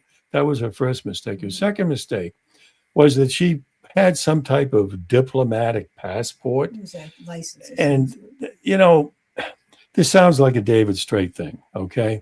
Or some other organization that says, give us $500 and we'll give you some diplomatic license. I mean, that's ridiculous, okay? That's absolutely absurd because it has no validity, okay? It has no constitutional authority whatsoever. So claiming she's a diplomat and handing the cop some type of license that says she's a diplomat is not going to go anywhere. And then she didn't know how to protect her rights, okay? If she knew how to protect her rights, she might have been more successful. I feel sorry for people like this. All right, let's see. She's trying to do the right thing, but Yeah, she she just is lacking some help. Okay, here we go. Okay, I understand that, but I need your driver's license. I'm trying to be as nice as I can. I'm giving you every opportunity to give me a driver's license, okay? So, do you have a driver's license? She actually does, but it's suspended. Did you know your license was suspended? She turned it in or whatever. Oh, okay. Can I have my copy with me? This? No, I'm going to hang on to this now in case something happens. So, if this at least has your name on it, then that's okay. All right, that's fine. I'm going to hang on to it for right now then. All right? So, what I'm asking you is a driver's license. Do you have a driver's license? I can't hear you. I'm sorry. I'm under custodial arrest and I'd like to remain silent. You're just being detained right now for a traffic violation. It's a civil infraction is all it is. So what I'm saying is you can give me your driver's license. I can issue a citation. You can be about your way. If not, we'll have to go down a different route. I've already explained to you what that route is. Okay? So. I'd like to remain silent. Okay, that's fine. So you're not going to give me your driver's license, nothing like that. Okay. All right. We'll just wait for somebody else to get here. Okay then? All right. So. It would only take a moment for the supervisor to arrive, but he wouldn't be wearing his body cam. The clip was there, but not the camera, so we don't get his viewpoint. So per your request, the supervisor is here, okay? So he's actually walking up now, all right? So here he is. Good morning, Sergeant. How can I help today? Good morning. The officer here, he pulled me over and then he asked me for a driver's license and I explained that I'm a diplomat and I gave him my identification for myself and Diplomat for what? I give him a driver's license, but like I said, I'm a diplomat, and then I asked if I was under custodial arrest or if I could go. and he said that I'm staying detained, so I assume that that's under custodial arrest, so I'd like to invoke the right to remain silent. Okay, so you don't want to have anything else to say? Did you want to identify yourself to this officer then, or with the driver's license? This is not a valid identification card, man. It is. It's not a valid identification card. In other words, it's not. Okay, so he's going to say, yeah, it's not the way to identify, the way they want it identified. Any thoughts so far? Well, yeah. Same as we said before. Go ahead. She's trying to do the right thing, but she's not strong enough. Okay, she's very weak in her presentation. And these cops are playing a game with her because they know that she's trying to say that she's a sovereign and she doesn't need a driver's license and so forth. But she hasn't articulated any of that. She hasn't given any kind of solid reason why they should leave her alone. Okay, she hasn't invoked their oaths or any of their duties under the Constitution, and she should have done that right away. She could have said many things. And one of the things she could have said is, where is the constitutional requirement for me to have a driver's license to travel on the highways and byways of America that is authorized in the articles and amendments of the state and national constitution? She could have said something like that. But unfortunately, people like this, like I said before, people try to go to court, okay? They try to speak to cops. They try to speak to the tax people, but they don't know what they're doing, okay? I played a little football. If I didn't know what I was doing, I would have get my head creamed, okay? You have to know what you're doing before you do it. If you do something and you don't know what the hell you're doing, you're going to get hurt. And I feel sorry for these people. They might have the right instinct, but they don't have the right methodology. All right. Designer 777 says this is crazy because criminals with DUIs drive around while having pending charges in the courts. All right, let's keep going. Let's see here. It's approved by the state. Our state masters have said that there's a particular way that these IDs have to look, and this ID is a permission slip from government so that you can go from point A to point B on the roadways. You need your permission slip, and because you don't have it, we reserve the right for ourselves to put our hands on you, to put the torture cuffs on you, to kidnap you, to cage you, and to steal your vehicle. This is what it really is. That's not recognized in the state of Florida. I'm not in the state of Florida's jurisdiction. Okay. Okay, good. Would you like to step out of the vehicle, or would you like us to pull you out because we're going to be under arrest because you're not identifying yourself with identification? Okay, I'm letting you know what's going to happen. I'm giving you the option to step out so that it's less violent. Hey, what are you? Stop. Don't be reaching for stuff. Don't be reaching for stuff. As that was going on, a third officer would arrive with a pepper ball blast at the ready. I would prefer you don't start reaching for stuff. Do you have any weapons in the vehicle? Okay. Do you have a name and date of birth you'd like to provide for me? Can you stop reaching for stuff? Do you have a name and date of birth you'd like to give this officer? I did give him. It's not valid, ma'am. We've already told you that. Okay. Ma'am, this is not a valid identification card. It's not recognized by the state of Florida. Okay, this is not a valid ID. Okay, so you want to go that route? You want to give me your name and date of birth?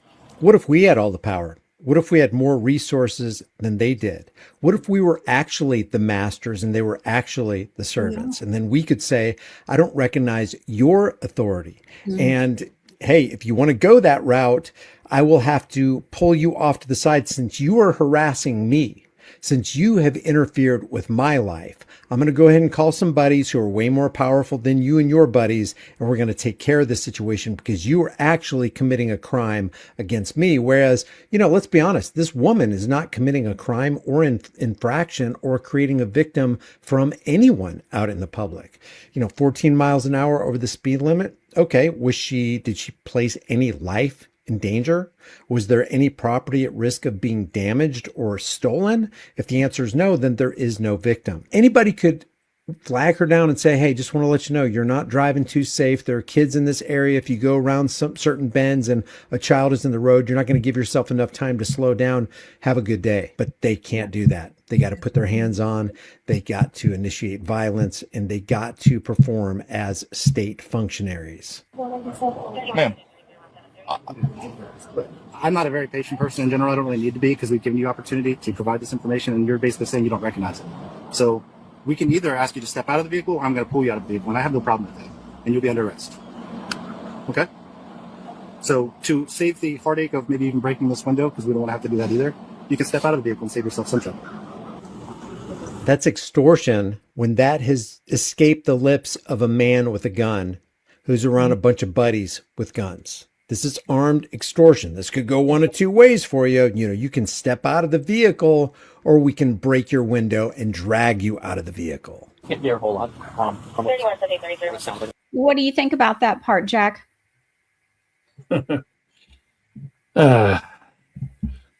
Look, whenever you're threatened by anyone, you have the right to defend yourself, okay? And when you're threatened by a cop who doesn't have the constitutional authority to back up his position, you are in the right. However, when you're right in an evil nation, that doesn't mean anything unless you know how to protect yourself, okay? Go ahead. She should have challenged them on their authority. That's what I would have done in that situation. I would have handled it differently anyway. But if I had gotten to that point, I would say, I'm challenging you to show me your authority. Where's your constitutional authority to stop me in the first place? I haven't committed a crime. There's no victim here. And where's your constitutional authority to demand that I get out of my car? You've interrupted my free travel. You're infringing upon my right to freely move, which is guaranteed to me in the Articles of Confederation, which are still active law. So you show me your authority before you do anything. Before you lay a hand on me or open my door, you show me your constitutional authority. They can't do it. This guy immediately violated her Fourth and Fifth Amendment rights, okay? Immediately.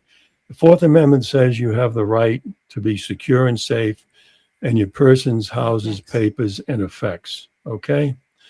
The Fifth Amendment says that you must be given due process of law, all right? There was no due process of law here. She had the right to life, liberty, and property that cannot be taken from her without due process of law. But she didn't mention her Fourth Amendment. She didn't mention her Fifth Amendment. She didn't mention her Ninth or Eighth Amendments. You know, people but like if you this. But Jack, real quick, when Margie said, you know, well, what law did she break? The officer could have said you were speeding. There was a speed limit. You exceeded the speed limit by 14 miles per hour. It's not a crime. Yes, No but victim, see, no crime. hang on. The supreme law of the country is the Constitution, okay? The 1787 Constitution, not the 1871 Constitution, which is a corporate constitution. This cop is following corporate law. She's talking about constitutional law, or we would be talking about constitutional law. So what constitutional authority did he have to even retain her, stop her, detain her? He had none. He had zero.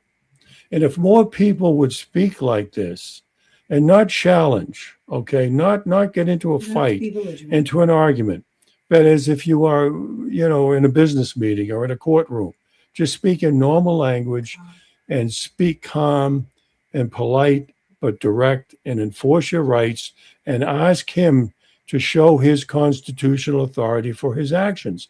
Where is his constitutional authority to obliterate the Fourth Amendment and the Fifth Amendment and the Eighth Amendment, the Ninth and the 10th Amendment? Where is that, sir? You've taken an oath to support the Constitution, and by your actions, you're rebelling against the Constitution and committing treason. Okay? Words to that effect. All right, let's keep going. It gets worse. Turn your vehicle off for me. Step out, okay? Let's turn your vehicle off. Let's turn your vehicle off, okay? Come on, step out of the vehicle, okay? Come on. Turn your vehicle off for me, all right? Come on. Okay, well, come on. Let's just hop out. Just step out for me, okay? Continue Just step out. I'm going to end up taking that phone and setting it down, though. Yep. Go ahead and put your hands behind your back. Right here. Yeah, dispatch, I just saw 3 or 4 guys put their hands on a woman who didn't want them to do that. This is in violation of her will, without her consent, pulled her out of the vehicle, stuffed her into their car, stole her vehicle, and drove away with her. Can you send some officers real quick? If you saw somebody who was not badged, who didn't have a uniform, do the same thing, you would know for a fact they were committing a crime. But for some reason, we've been so conditioned to believe that cops aren't the criminals that nobody would dare make that call. They just assume that the person that's being arrested is the person who committed a crime, when the real crime is being committed by those who are supposed to be preserving and defending this woman's rights. This is conspiracy against rights under color of law and deprivation of rights under the color of law, whether they're willing to see that or not.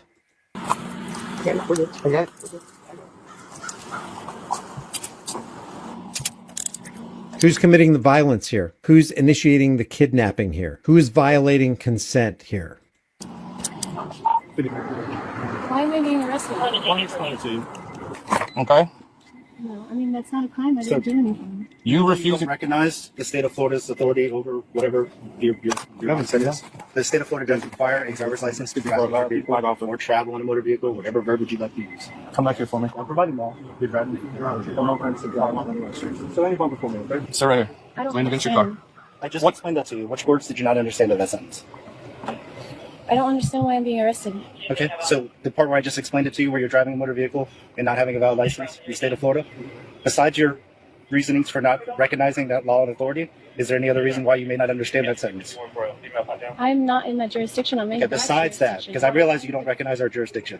And that's the core of what's going on here. This is a clash of beliefs. He believes one thing, she believes the other, and the strongest belief wins because that's the side that believes might equals right. Now we're going to go back to the unconstitutional, immoral courtroom arrest. Are you arresting me? I am for resisting without because you have refused a judge's direct order.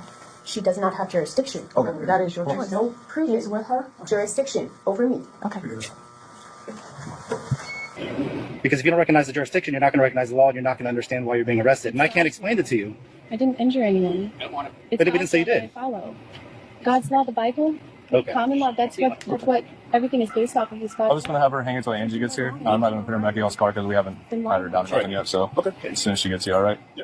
Did you see that right there? I'm genuinely surprised that this cop didn't fear for his safety and put a slug through that dog. God's law, the Bible, common law. That's what everything is based off of. His God. I'm just going to have her hang until Angie gets here. I'm not going to put her back in y'all's car because we haven't had her down or nothing yet. So as soon as she gets here, all right? The only reason you're being arrested right now is for driving a motor vehicle without a license. If you can't resisting without because you didn't identify yourself to me. That's fine. I understand that you can't comprehend that law. I have never said that. I have 8 kids. She would actually reference these 8 kids in a letter she sent the court, saying the court's causes have created irreparable harm to her, the man of her union, and her 8 offspring born of her womb. I don't see any of them. I have 8 kids. Okay. I didn't do anything. Like, I'm a good mom, and I didn't do anything. I was literally just. I haven't called you a bad mom, and I haven't said you're a bad person. But there is a law in the state of Florida. Okay. But we enforce Florida law. In other words, I'm such a man and I'm so brave and I'm so strong. You go ahead and tell your 8 kids that I'm going to handcuff and kidnap their mom and throw her into a rape cage because I'm a protector and servant of society. Does that make any sense to you? And just because you don't recognize Florida law doesn't mean that we can't enforce it. Did those YouTube videos you watched that just... So he said, just because you don't recognize the law doesn't mean that I can't enforce the law. Nonsense. It's not a law. It's a statute or a code. And if it violates a right, then it's not a valid law. She's right to say that she's not in the jurisdiction. And she's a living not. woman. They're a corporation, and a corporation can only deal with another corporation. They don't have any sway over her. They don't have any authority. She's correct. That's right. She's not saying enough to support her position. As I said before, and the people really have to understand this, it's very important. The legislatures make the unconstitutional laws. They pass it through the legislature. The governor signs those unconstitutional laws into active law, binding upon the people of that state. And then both treasonous branches of government expect the courts and all other functionaries, of the state to uphold those unconstitutional statutes, codes, rules, and regulations, and they do. That's why they are all evil. They may not think they're evil, but they're enforcing evil upon the people, and those who enforce evil upon the people are evil.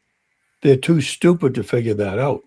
And they're brainwashed and they don't care because they've been trained by the Israeli military to attack the people. And that's what the flock cameras are. That's what these data centers are. It's another attack upon the American people.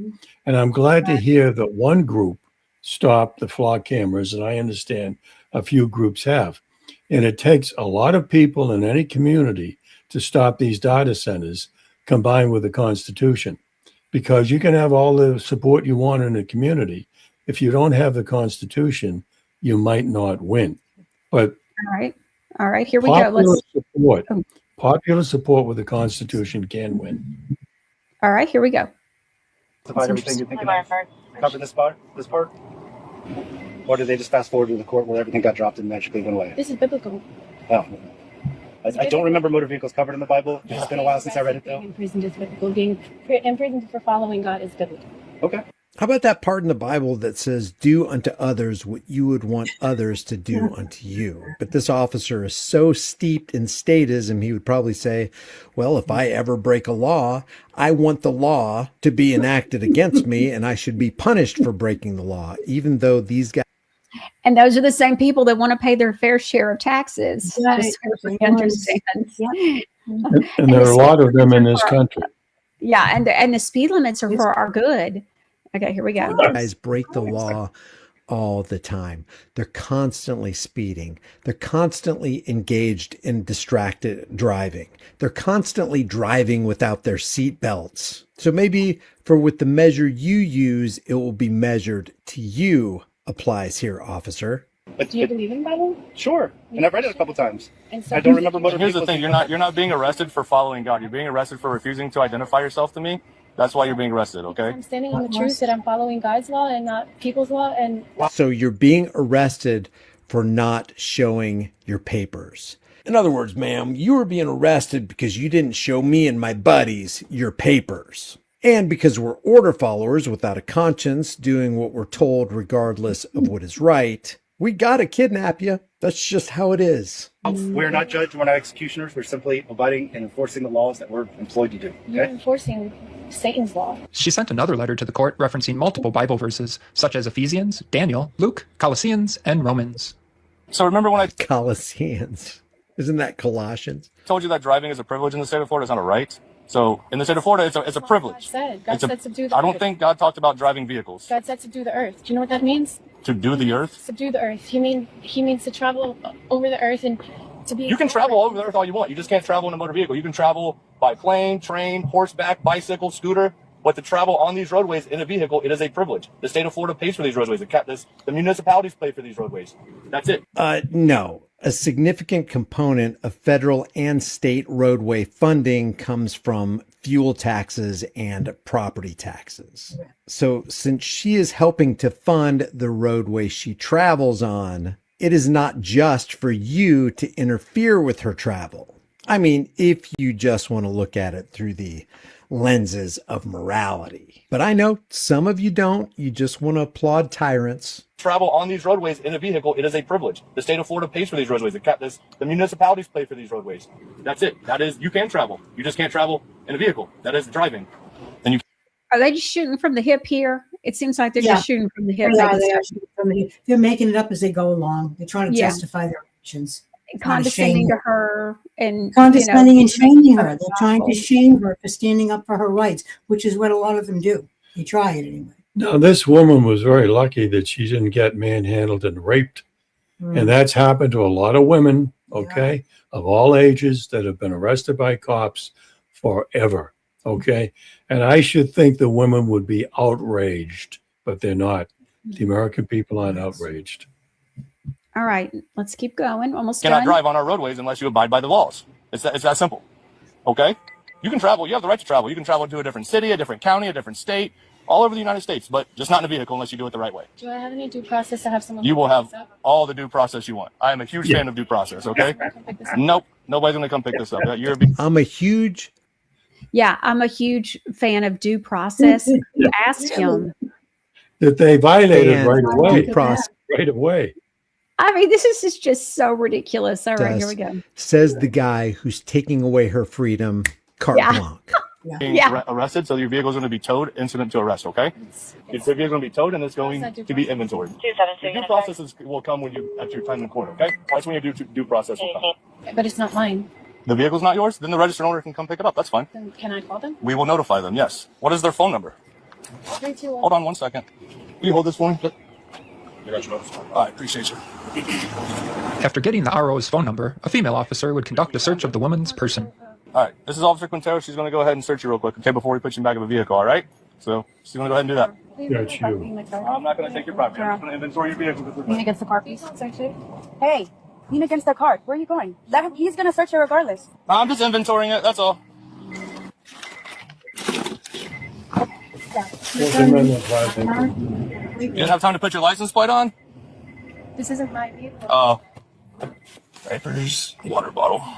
Nothing crazy. So while murderers, thieves, and rapists get away with murdering, stealing, and raping, the thin blue line of tyranny can pat itself on the back for having caged a mother of 8 who created no victim. And that is the pathetic state of the statist mentality and the statist belief system. Hey, thanks for watching this video all the way through. If you want to support this channel. Okay, so what you're seeing him really allude to a lot of the things that we've talked about, whether it was last week when you were on the show or today as well, and many other times you've been on the show that we've talked about these things, just like he said, there was no victim, there was no crime, and so they're arresting her. They are arresting her. So it's absurd. They're arresting her for an unconstitutional law that they are enforcing. And that's what the police do. They arrest people for unconstitutional statutes, codes, rules, and regulations. Okay. He said she broke the law. No, she didn't break the law, not the Constitution. She was traveling in her own private vehicle, okay, or someone else's private vehicle on her own way. She didn't harm anyone with what she did, okay? So they arrested her for violating their law, okay? They didn't arrest her for violating the Constitution. Imagine if all the laws in this country were based in constitutional positions and constitutional articles and amendments. This crap wouldn't happen anywhere. Wouldn't happen. That's right. Okay, I've got another one. I want you to see this one. This one's a real zinger too. This is a gentleman. He was a traveler. He was traveling. So we'll watch this. I think it's going to be obvious what he did and why he got pulled over. But here we go. That was pretty stupid, wasn't it? What's that? Flashing your lights at everybody to let them know that law enforcement was sitting there running radar. Is that what I did? Is that a crime? Yeah. It is? I didn't know that. You got your license, registration, proof? Why would you do that? You're flashing your high beams at people to... In the daytime? Yeah. I didn't know that was a crime. It doesn't say daytime or nighttime. It just says that you can't do it, and you did it. Yeah, I'm sorry. I didn't know that was a crime. I didn't know that was... Yeah, you can't high beam people at any time in the daytime or nighttime. I didn't know that. All right, sir. There's your stuff back there. And I wrote you 2 citations today. First one being special restrictions on lamps, which you can read that code, and it says no flashing lights shall be on a vehicle. And at that point in time, you had flashing lights on your vehicle. It's unauthorized. Well, under the Constitution, it's protected in the First Amendment. Well, I'm going to look into it. That's in Tennessee. Yeah, I'm going to look into it. I'm going to see about West Virginia. Yeah. And I could take you to jail today for your unsigned registration card, but I just wrote you a citation for that. That's actually up to 6 months in jail. You think it's funny, sir? I'll take the ticket, sir. I know, but do you think this is funny? I'm allowed to laugh. I can laugh all I want. Okay. Go ahead and step out here for me. No, I didn't do anything. Sir, I'm asking you to step out the... Am I being detained? Yes, sir, you are. Step out of the vehicle. Are you serious? Place your hands behind your back for me. Are you serious? Yes, sir. Place your hands behind your back for me. Oh, man, you're serious, brother. I'm not your brother. Believe me, you're not. Yeah, I'll never be your brother. I'll never be your brother. Exactly. You'll never be my brother. Just be careful. I don't want to be your brother. No, just be careful with me. Don't jerk away from me. Just be careful. Don't jerk away from me, sir. Just be careful. Don't jerk away from me. My wallet is in the car. Okay, I don't want you to jerk away from me I was right there. going away from the traffic. No, I was putting you in front of my car. Okay. Which is away from traffic. You're arresting me for laughing. No. I didn't do anything. I'm arresting you for unsigned registration. Okay, all right, that's fine. Okay, so stand right there.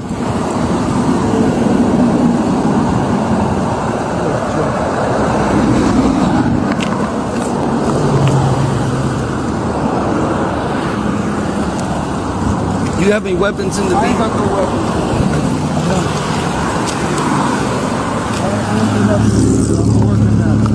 Okay. Hang tight in front of my vehicle for me. Hang tight right here in front of my vehicle for me. I guess I'll see you in court.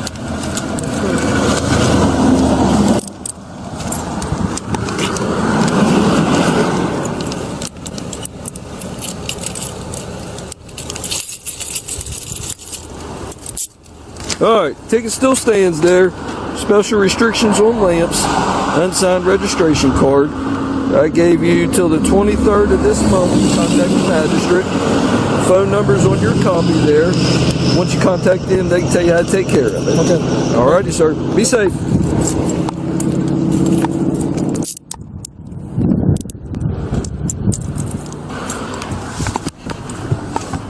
This was Corporal J.D. Ellison with the Nicholas County Sheriff's Department. His behavior was disgraceful. But I'm also disappointed in the whole aftermath here. Corporal Ellison shamefully gave this man a ticket for 2 alleged violations, at least on paper, which were allegedly having an unsigned registration card, which is total garbage, as well as an alleged special restrictions on lamps charge, which was a completely frivolous charge meant to fabricate the non-existent crime of warning fellow Americans about government waste, laziness, and tyranny just up the road, which of course is not on the books in West Virginia. You're really not going to believe this, but William went to court yesterday in the Magistrate Court of Nicholas County, West Virginia. That's Summersville, West Virginia. He represented himself. He was being prosecuted by a prosecuting attorney from that county, with the matter presiding before Nicholas County Magistrate Michael Hanks.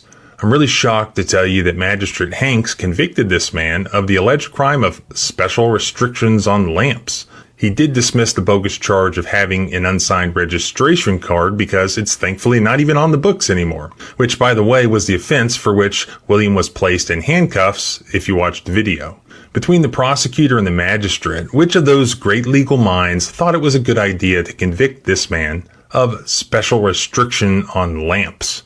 Just looking at the statute, which is clearly not meant to apply to this situation, it makes an explicit exception, citing a different statute that allows for flashing lights for the purpose of warning the operators of other vehicles, quote, of the presence of a vehicular traffic hazard requiring the exercise of unusual care in approaching, overtaking, or passing, etc.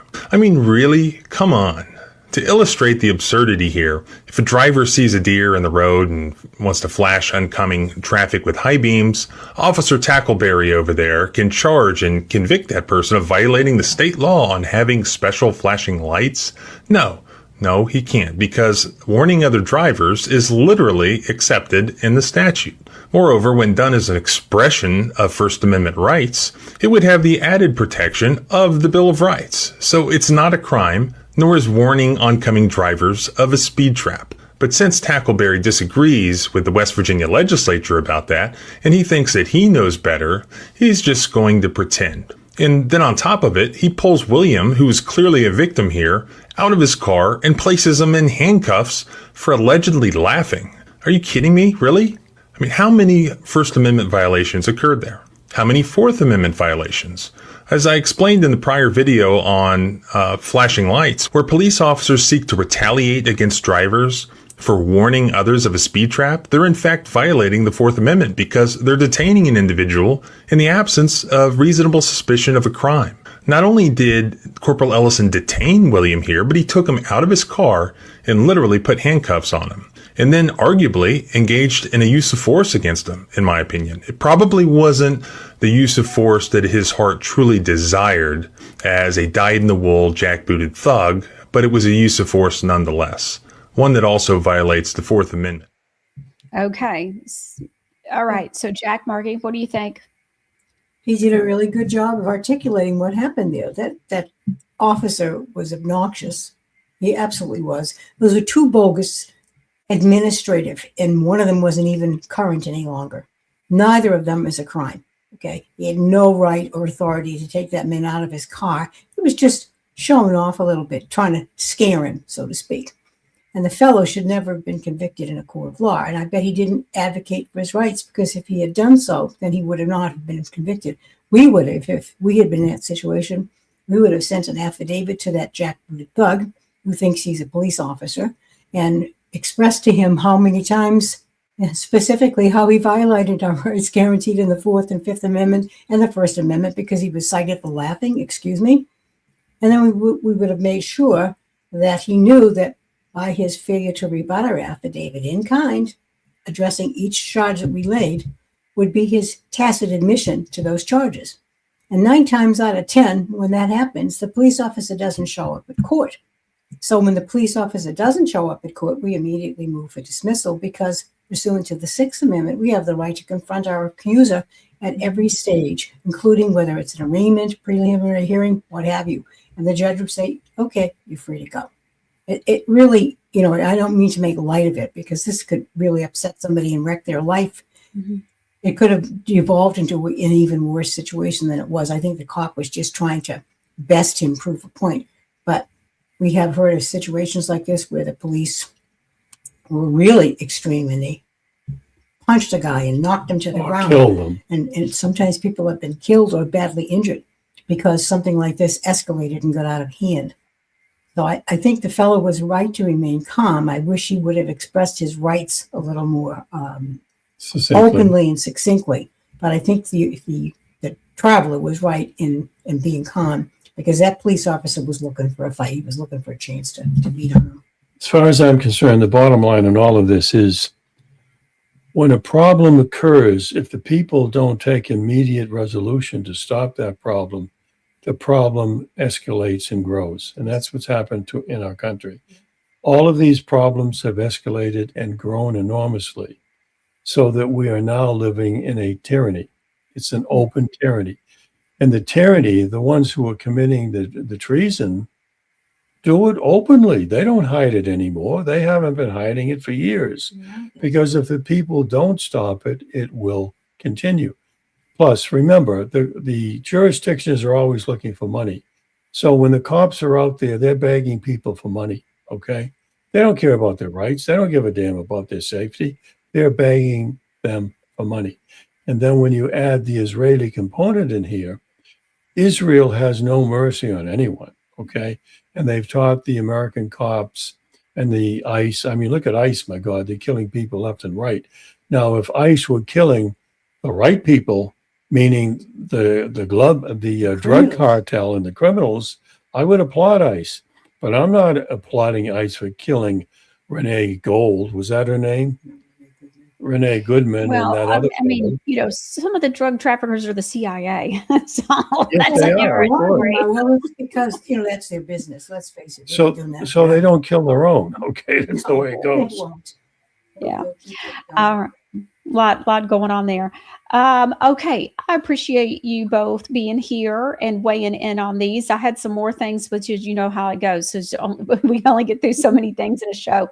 I appreciate the two of you being here. We're going to be back with Tom on Friday. I appreciate you being here, and we'll see you then. Okay. As always, learning a bunch with Jack and Margie, and they'll be here on Friday. Okay. I got to show you this story. So this lady puts it like this: what's the most unhinged thing that God has done for you? Let's take a look at what she says happened. This video's got 2.2 million views on TikTok. Most unhinged thing God has ever done for me. Let's get into it. I just heard someone say, tell the most unhinged thing that God has ever done for you, so this is mine. I was in the process of getting married. My husband and I were building a house because he said he would not marry me until he had a place for me to live. Good man. And we were paying it all out of pocket. Our house and land is paid for. We paid for it cash. Every time we got a paycheck, we used a little bit. So it was about a month or two before the wedding, and I needed about $2,675 in order to pay off the rest of the wedding.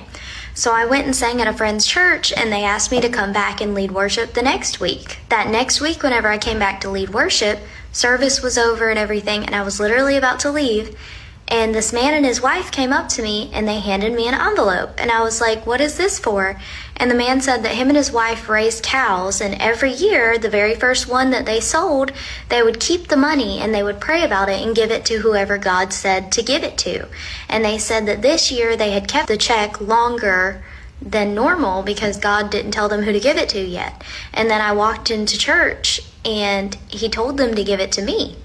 So I waited, of course, and I said thank you. And then whenever I got to the car, I opened up the envelope and the check was signed for $2,675, the exact amount that I needed to pay off the rest of the wedding.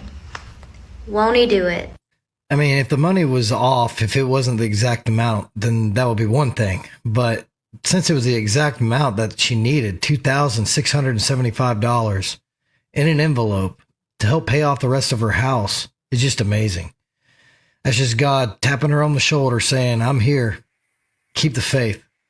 I love it. Don't forget, tomorrow we're going to have Jen Lilly here. She's an actress and an author. She's co-written a book about the whole foster care system. It's called Called to Foster.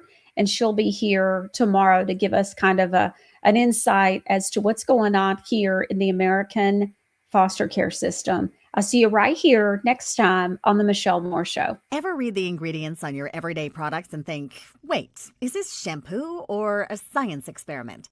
If your lotion needs a translator, a lab coat, and a warning label, it might be time for a change. Godly Granny products are made with purpose, love, and ingredients you can actually recognize. No mystery chemicals, no toxins, just clean, simple goodness. The way Granny would have wanted, because your skincare shouldn't require a chemistry degree. From shampoo, lotion, skincare, and all natural health remedies, Godly Granny has everything your family needs. It's no wonder we have over 1,200 5-star reviews from our amazing customers to prove it. Join the families just like yours who've switched to Godly Granny. Visit godlygranny.com and sign up for our emails to receive a special discount code for 10% off your first order, plus exclusive updates and information on newly released products.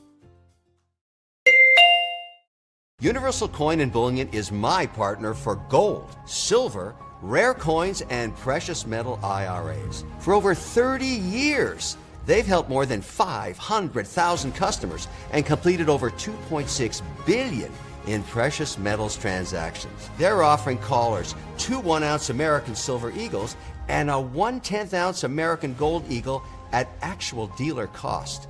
Call Universal Coin and Bullion today. Hi, I'm Linda Bamber Olson, the inventor of the Wave Watch, the world's first frequency therapy watch. It features over 1,100 targeted frequencies combined into 150 playlists for ease of use. These sounds are acoustical and they move through your body, through your skin and your bones. You don't necessarily have to hear it. As each frequency goes through, it can be realigning, revitalizing, reconnecting, and even rebalancing your body all the way to the cellular level. So that's why we have so many testimonies for aches, ADD and ADHD, allergies, colds and flu, dental, emotions, headaches, joints, kidney stones, nerves, organs, skin health, swelling, tremors, vagus nerve, and so many more. Use this code for $100 off when you purchase the Wave Watch. Thanks for learning about frequencies, using them, and supporting the Wave Watch.